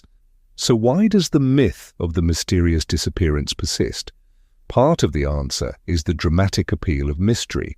A civilization that mysteriously vanished is more narratively compelling than a civilization that experienced a complex multi-causal collapse over 150 years and then reorganized in different forms. Mystery sells. Tourism to sites like Tikal and Chichen Itza is driven in part by the allure of ancient enigma. Guidebooks and documentaries emphasize the mystery because mystery attracts attention. But there is something deeper at work as well. The myth of disappearance erases continuity. It positions the Maya as firmly in the past, as a dead civilization that left ruins but no descendants. This erasure is convenient for narratives that frame pre-Columbian civilizations as lost wonders disconnected from living indigenous peoples. It allows the ruins to be claimed as universal human heritage rather than the specific heritage of Maya communities. When you visit Tikal and walk through the Great Plaza and climb the pyramids, you are walking through a site that is legally and culturally Maya. The government of Guatemala acknowledges this. Maya communities have cultural and sometimes legal claims to these sites, but the framing of the sites as mysterious ruins obscures that connection. It makes the Maya past into something exotic and remote, rather than the history of people who still exist. Scholarly archaeology has worked to correct this narrative. Contemporary research emphasizes Maya continuity. It collaborates with Maya communities. It acknowledges that the classic collapse was a transformation, not an ending, but popular understanding lags behind. The idea of the mysterious disappearance has been so widely disseminated that correcting it requires constant effort. The real mystery is not what happened to the Maya. The real mystery is why a sophisticated civilization with centuries of accumulated knowledge and infrastructure could not adapt to environmental stress. Why did the systems that had made the classic Maya successful become liabilities when conditions changed?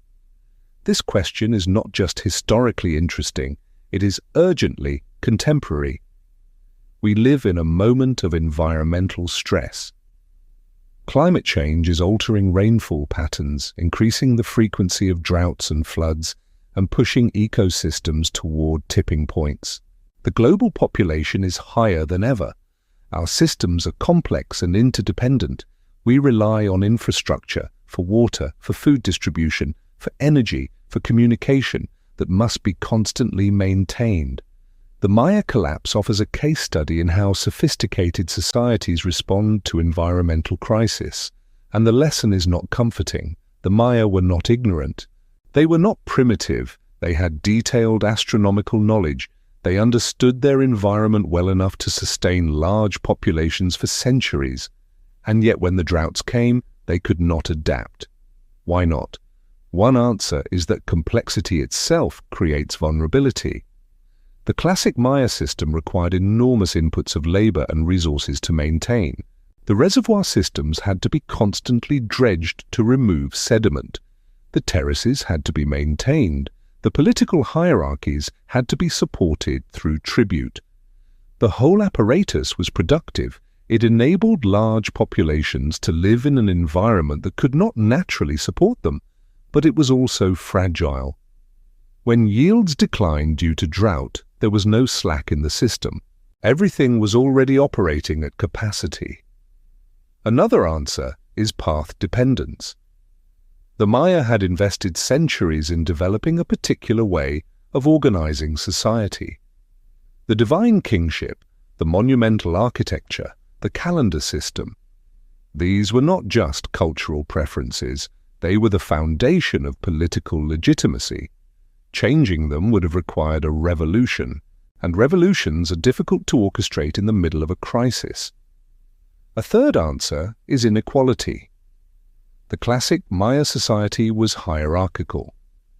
The kings and nobles controlled resources. When scarcity came, it seems likely that the elite tried to maintain their position at the expense of commoners. Skeletal evidence from sites like Copan shows that malnutrition was widespread in the final phase. But the burden was not evenly shared. The elite may have insulated themselves from the worst effects for a time, while the majority suffered. This would have made coordinated adaptation difficult.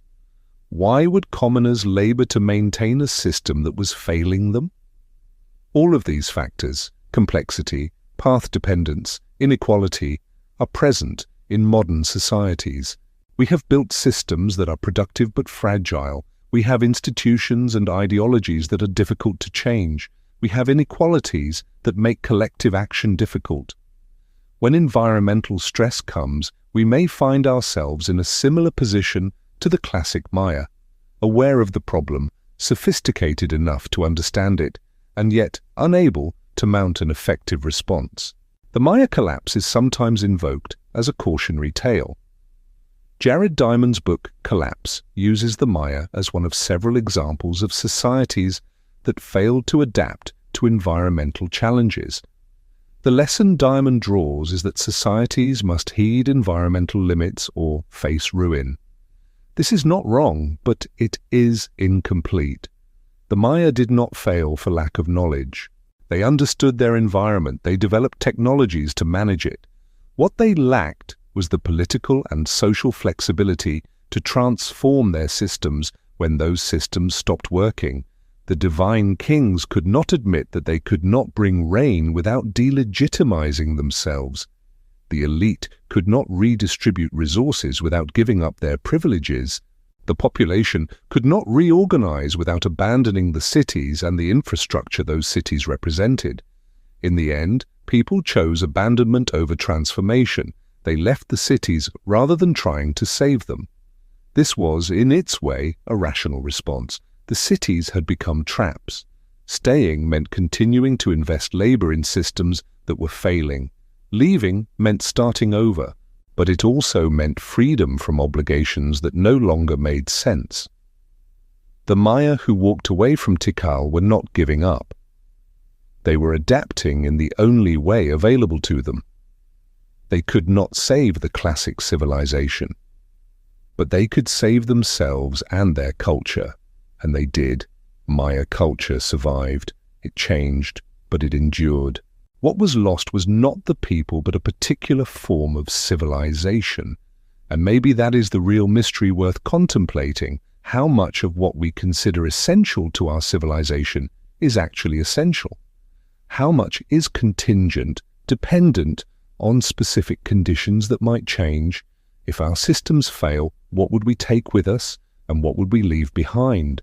The abandoned cities of the Maya lowlands sit in the jungle as monuments to those questions. The pyramids still stand. The monuments still bear their glyphs. You can walk through Tikal today and see the Great Plaza, the reservoirs, the palaces, all exactly where they were left more than 1,000 years ago. The architecture has not vanished. The knowledge encoded in the inscriptions has not vanished. What vanished was the system of belief and practice that gave those things meaning, and that is a kind of disappearance more profound than any physical abandonment. It is the disappearance of a way of life, a way of organizing the world, a set of assumptions about how reality works. The classic Maya believed that the king mediated between humans and gods, that ritual could ensure cosmic order, that the calendar connected them to mythological time. When the rains failed, those beliefs lost their power, and when the beliefs lost power, the civilization built on them could not continue. What replaced those beliefs was not nothing. It was other beliefs, other forms of organization, other ways of being Maya, but there was a rupture.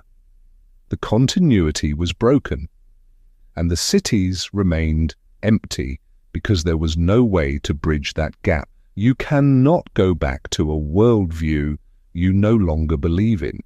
This is why the question of why they did not return is so important. Return would have required not just clearing the reservoirs and replanting the fields. It would have required reconstituting the entire system, the kingship, the tribute, the labor organization, the ritual calendar. And for what? The people who had left knew that system had failed. They had watched it fail. They had no reason to trust it, so they built something new, not in the old cities, but in new places, not with the old political forms, but with new ones. Not in continuity with the classic tradition, but in creative departure from it. This was adaptation, but it was adaptation through abandonment. The ruins testify to both achievement and failure. They show what humans can build when they organize themselves, when they commit to long-term projects, when they invest in infrastructure and knowledge. The precision of the astronomy, the sophistication of the calendar, the beauty of the art, these are real accomplishments. But the ruins also show what happens when systems become rigid, when elites prioritize their own power over collective survival, when environmental limits are ignored until it is too late. Both lessons are relevant. We should be inspired by what the Maya achieved. We should also be warned by what they could not sustain. In the sediment cores from the Yucatan lakes, researchers can see the entire arc of classic Maya civilization. The layers show deforestation beginning in the early Classic period, accelerating through the late Classic, reaching a peak around 800 CE. Then in the layers corresponding to the collapse, the pollen record changes. Trees begin to return, maize pollen declines, the forest regenerates. This is visible in the cores as a clear signal, the jungle coming back. To a contemporary observer, this might look like environmental recovery, and in a sense it was. The forest did recover after human pressure was removed, but it was also a record of human catastrophe. Every layer of regenerating forest represents people who left, fields that were abandoned, a way of life that ended. The cores also show the droughts. The layers from 820 to 870 CE have reduced titanium, indicating less rainfall. The layer from around 862 CE is especially stark, a thin band where titanium drops to levels indicating severe drought. This is not interpretation, this is measurement. The drought was real, it was severe, it lasted long enough to appear in multiple annual layers, but the cores show something else as well. The droughts ended. By 900 CE, rainfall had returned to normal. The titanium ratios are back to pre-drought levels. The climate recovered, and yet the cities remained empty. The pollen record shows forest, not maize. People did not return. This is the gap that explanations struggle to bridge. If the collapse was caused by drought, and the drought ended, why was there no recovery? Why no reoccupation? Perhaps the answer is that the collapse was not really about drought. The drought was the trigger, but what collapsed was not agriculture or hydrology or even population. What collapsed was trust. Trust in the system, trust in the leaders, trust in the possibility of urban life in that environment. Once that trust was broken, it could not be repaired by the return of rain. Or perhaps the answer is simpler and darker. Perhaps the population decline was so severe that there were not enough people left to rebuild. If mortality during the collapse was very high, from starvation, from disease, from violence, then the survivors might have been too few and too dispersed to reorganize at the scale required for urban life. The cities needed thousands of people to function. If only hundreds remained in a given region, they could not sustain the infrastructure. We do not know the mortality rate during the collapse. Skeletal evidence is limited. Most bodies were not preserved. The people who left may have died elsewhere, in places we have not excavated or cannot find. Population estimates for the pre-collapse period vary wildly, and estimates for the post-collapse period are even more uncertain. We know there was a dramatic decline. We do not know if it was 70% or 95% or some other figure. What we know is that the lowlands were largely empty by 1000 CE, and that they remained lightly populated for centuries. When Spanish explorers passed through the region in the 16th century, they encountered scattered small communities, but no major urban centers. The forest was thick. The ruins were invisible. It was not until the 19th century that the ruins were rediscovered by outsiders. And when they were rediscovered, the initial reaction was disbelief. Buildings of this scale, this sophistication, could not have been built by indigenous Americans, or so the logic went. There had to be some other explanation.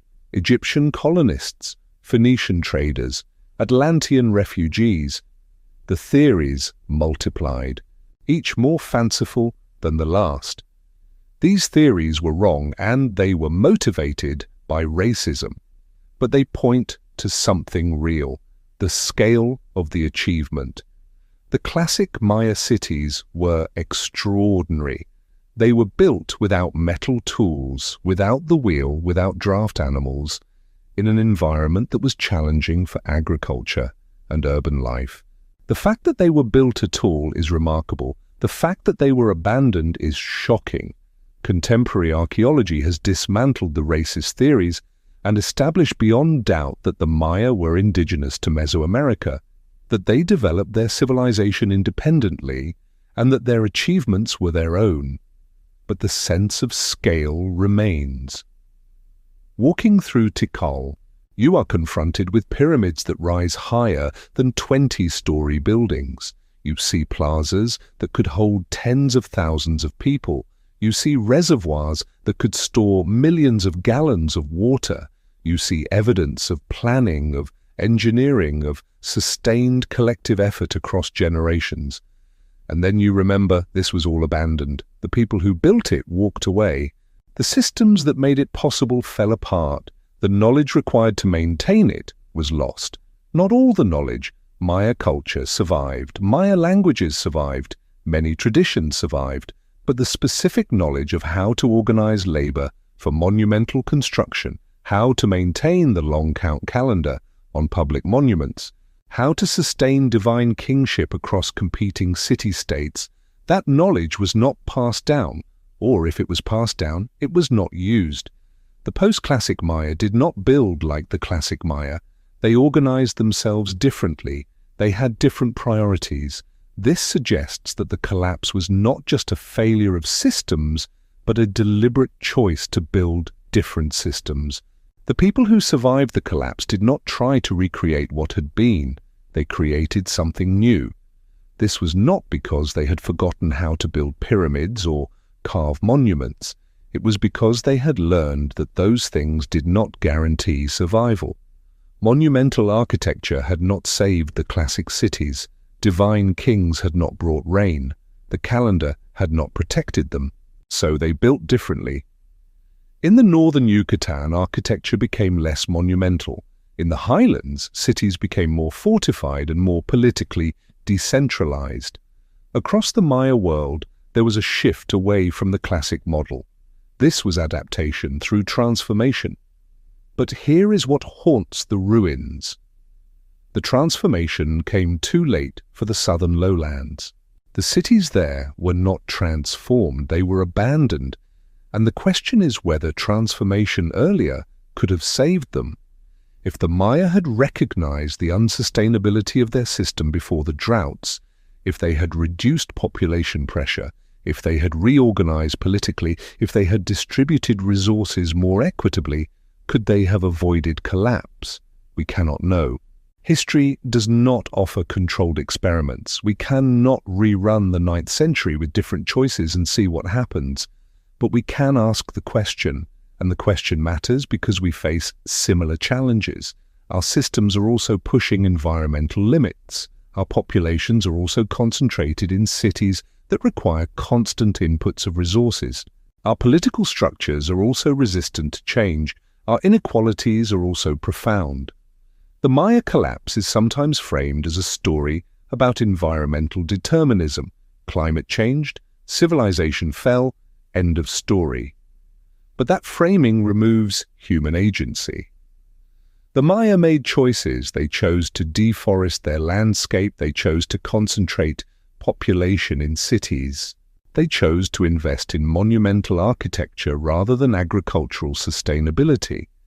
They chose political systems that incentivized warfare and competition rather than cooperation. These were not inevitable choices. Other societies facing environmental challenges made different choices. The Maya could have chosen differently, but they did not, and the question is why. Part of the answer is surely that the costs of the system were not evenly distributed. The kings and nobles who benefited from monumental architecture and divine authority had little incentive to dismantle those systems. The commoners who bore the costs, who provided the labor, who suffered when harvests failed, had little power to change the system. This is path dependence. Once a society is organized in a particular way, changing that organization requires overcoming entrenched interests and established ideologies. It is difficult under the best circumstances. It may be impossible during a crisis. Another part of the answer is that people did not know what was coming. The droughts of the 9th century were unprecedented in the lived experience of the Maya. They had weathered droughts before. They had no reason to believe these droughts would be different. By the time the severity became clear, the crisis was already advanced. The margin for error had disappeared. This is a pattern we see repeatedly in history. Societies that collapse often do so not because they ignore all warning signs, but because they respond to warning signs within the framework of their existing systems, and their existing systems are not capable of the necessary transformation. The response is inadequate not because people are stupid or blind, but because the response is constrained by what seems possible, and what seems possible is defined by the existing order. The Maya did respond to the crisis. They built defensive walls, they reorganized labor, they moved populations, but they could not or did not fundamentally transform the system. The divine kingship continued until it simply ended. The monument building tradition continued until the last monument was carved.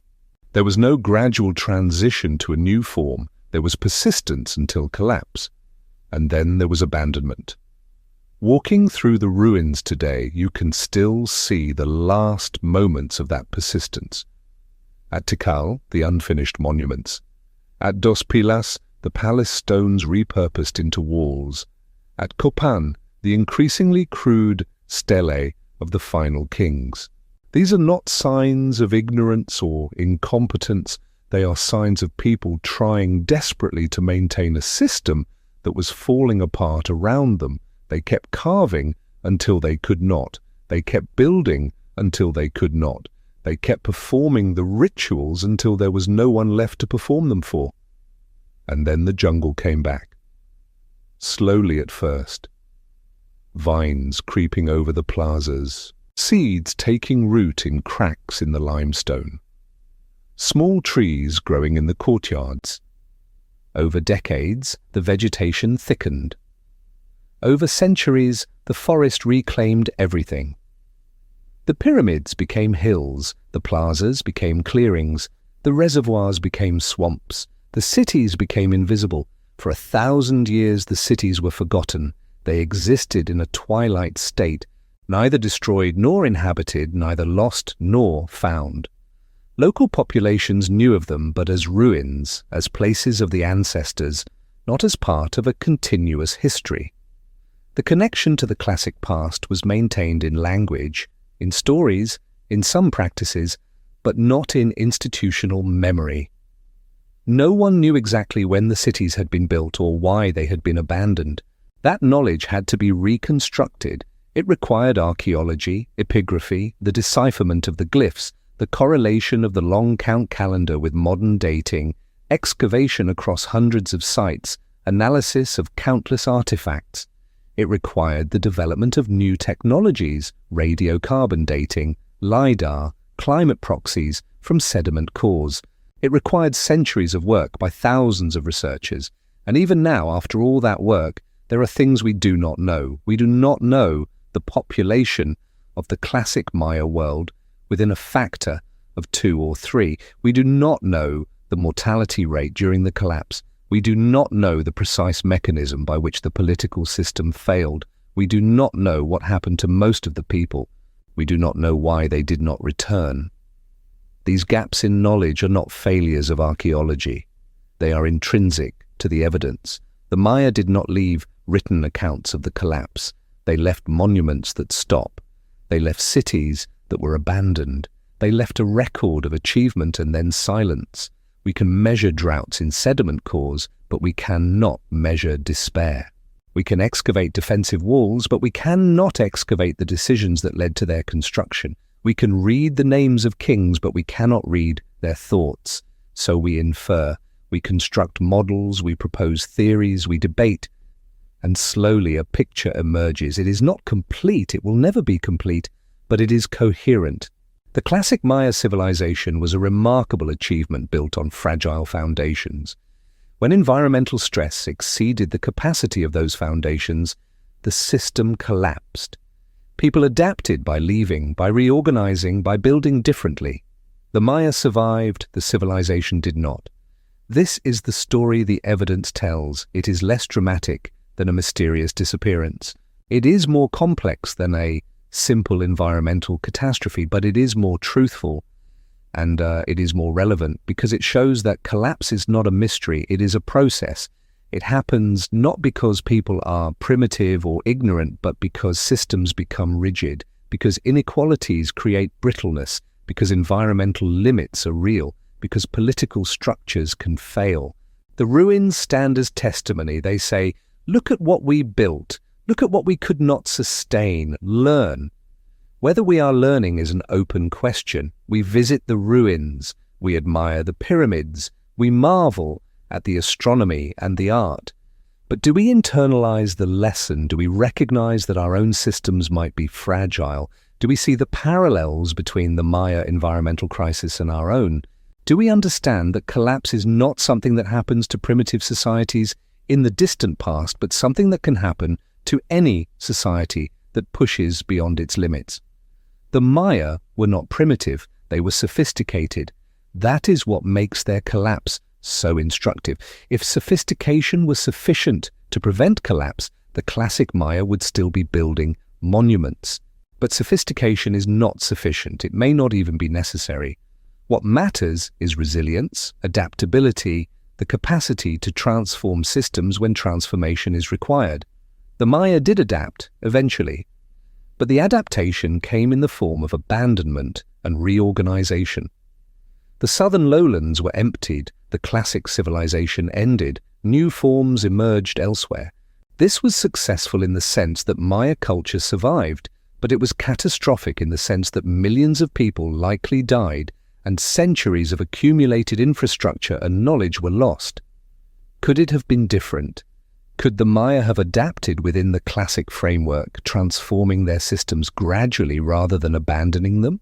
We cannot know. But the fact that they did not suggests it was very difficult. Systems resist transformation, people resist change, elites resist redistribution of power, and time is often shorter than we think. The droughts came, the cities fell, the people left, the jungle returned. These are facts. The mystery is not what happened, but why it had to happen that way. Why a sophisticated civilization could not save itself. Why adaptation required abandonment. Why the cities remain empty even after the droughts ended. These questions do not have single answers. They have multiple answers, partial answers, answers that depend on perspective and emphasis, but they are the right questions. They move us beyond the mythology of mysterious disappearance toward a genuine understanding of how complex societies fail and what that failure means. The Maya did not vanish, they transformed. The civilization collapsed, the people survived, and the ruins remain, silent monuments to the fragility of even the most sophisticated human achievements. That silence is worth contemplating. It is the silence of abandoned cities, of traditions ended, of questions unanswered. It is the silence of history that was not written down, of voices that were not recorded, of experiences that left no trace except in the archaeological record. It is the silence of 1,000 years of jungle growth over plazas that once held tens of thousands of people. But it is not total silence. The monuments speak. The glyphs can be read. The buildings testify to the skill of their builders. The calendar testifies to the astronomical knowledge of its creators. The ruins tell a story, even if it is not the complete story, even if parts remain mysterious. And the descendants speak. 7 million Maya people carry forward languages, traditions, an identity rooted in the same culture that built Tikal and Copan. They are not ruins. They are living communities with their own challenges, their own aspirations, their own relationship to the past. The story of the Maya collapse is not finished. It continues in the work of archaeologists excavating new sites, in the work of epigraphers deciphering new inscriptions, in the work of climate scientists refining our understanding of past droughts. It continues in the work of Maya communities maintaining their languages and cultures. It continues in the conversation about what the collapse means for our own future. That conversation is urgent. The parallels are too strong to ignore. Climate stress, resource depletion, political fragmentation, inequality. These are not unique to the 9th century Maya. They are features of our contemporary world. How we respond will determine whether our cities become ruins or whether we manage to adapt our systems before collapse becomes inevitable. The Maya experience suggests adaptation is difficult but possible. It also suggests that waiting too long makes adaptation much more costly. The transformation that came after the classic collapse was successful. Maya culture survived, new polities emerged, but it came at enormous human cost. A more gradual transformation, undertaken earlier, might have preserved more. But maybe that is wishful thinking. Maybe systems cannot transform gradually. Maybe collapse is always necessary to clear space for new forms. Maybe the rigidity that allows systems to persist also ensures they cannot adapt. These are questions without definitive answers. What we know is this. The classic Maya civilization ended. The cities were abandoned. The tradition of divine kingship ceased. The long count monuments stopped being carved. This happened over approximately 150 years, from 760 to 909 CE, primarily due to a combination of severe drought, environmental degradation, political instability, and social rigidity that made adaptation impossible within the existing framework. The people survived by leaving. They reorganized in different regions with different political forms. They maintained cultural continuity while transforming social structures. They adapted, but they could not save the cities. The cities remain, the pyramids stand, the reservoirs fill with sediment, The plazas are overgrown. And in the glyphs carved on monuments more than 1,000 years ago, you can still read the names of kings who believed they would rule forever, who believed their monuments would endure, who believed the system they had built was permanent. They were wrong about permanent, sir, but they were right about the monuments. The monuments have endured, not as living traditions but as ruins, not as testaments to success but as warnings, not as mysteries but as evidence of how civilizations fail and why even sophisticated systems cannot guarantee survival. That is the lesson of the Maya collapse. Not that ancient peoples were primitive, not that they mysteriously vanished, but that complexity is fragile, that environmental limits are real, that political systems can fail, and that survival sometimes requires abandoning what we have built and starting over. It is a hard lesson, but it is worth learning. Because the alternative is to repeat the pattern, to push systems beyond their limits, to ignore warning signs, to maintain structures that no longer serve, to wait until collapse is the only option. The ruins of Tikal stand in the jungle as a reminder. They say, we were sophisticated, we were powerful, we were wrong about our permanence. Learn from us. Whether we will learn remains to be seen.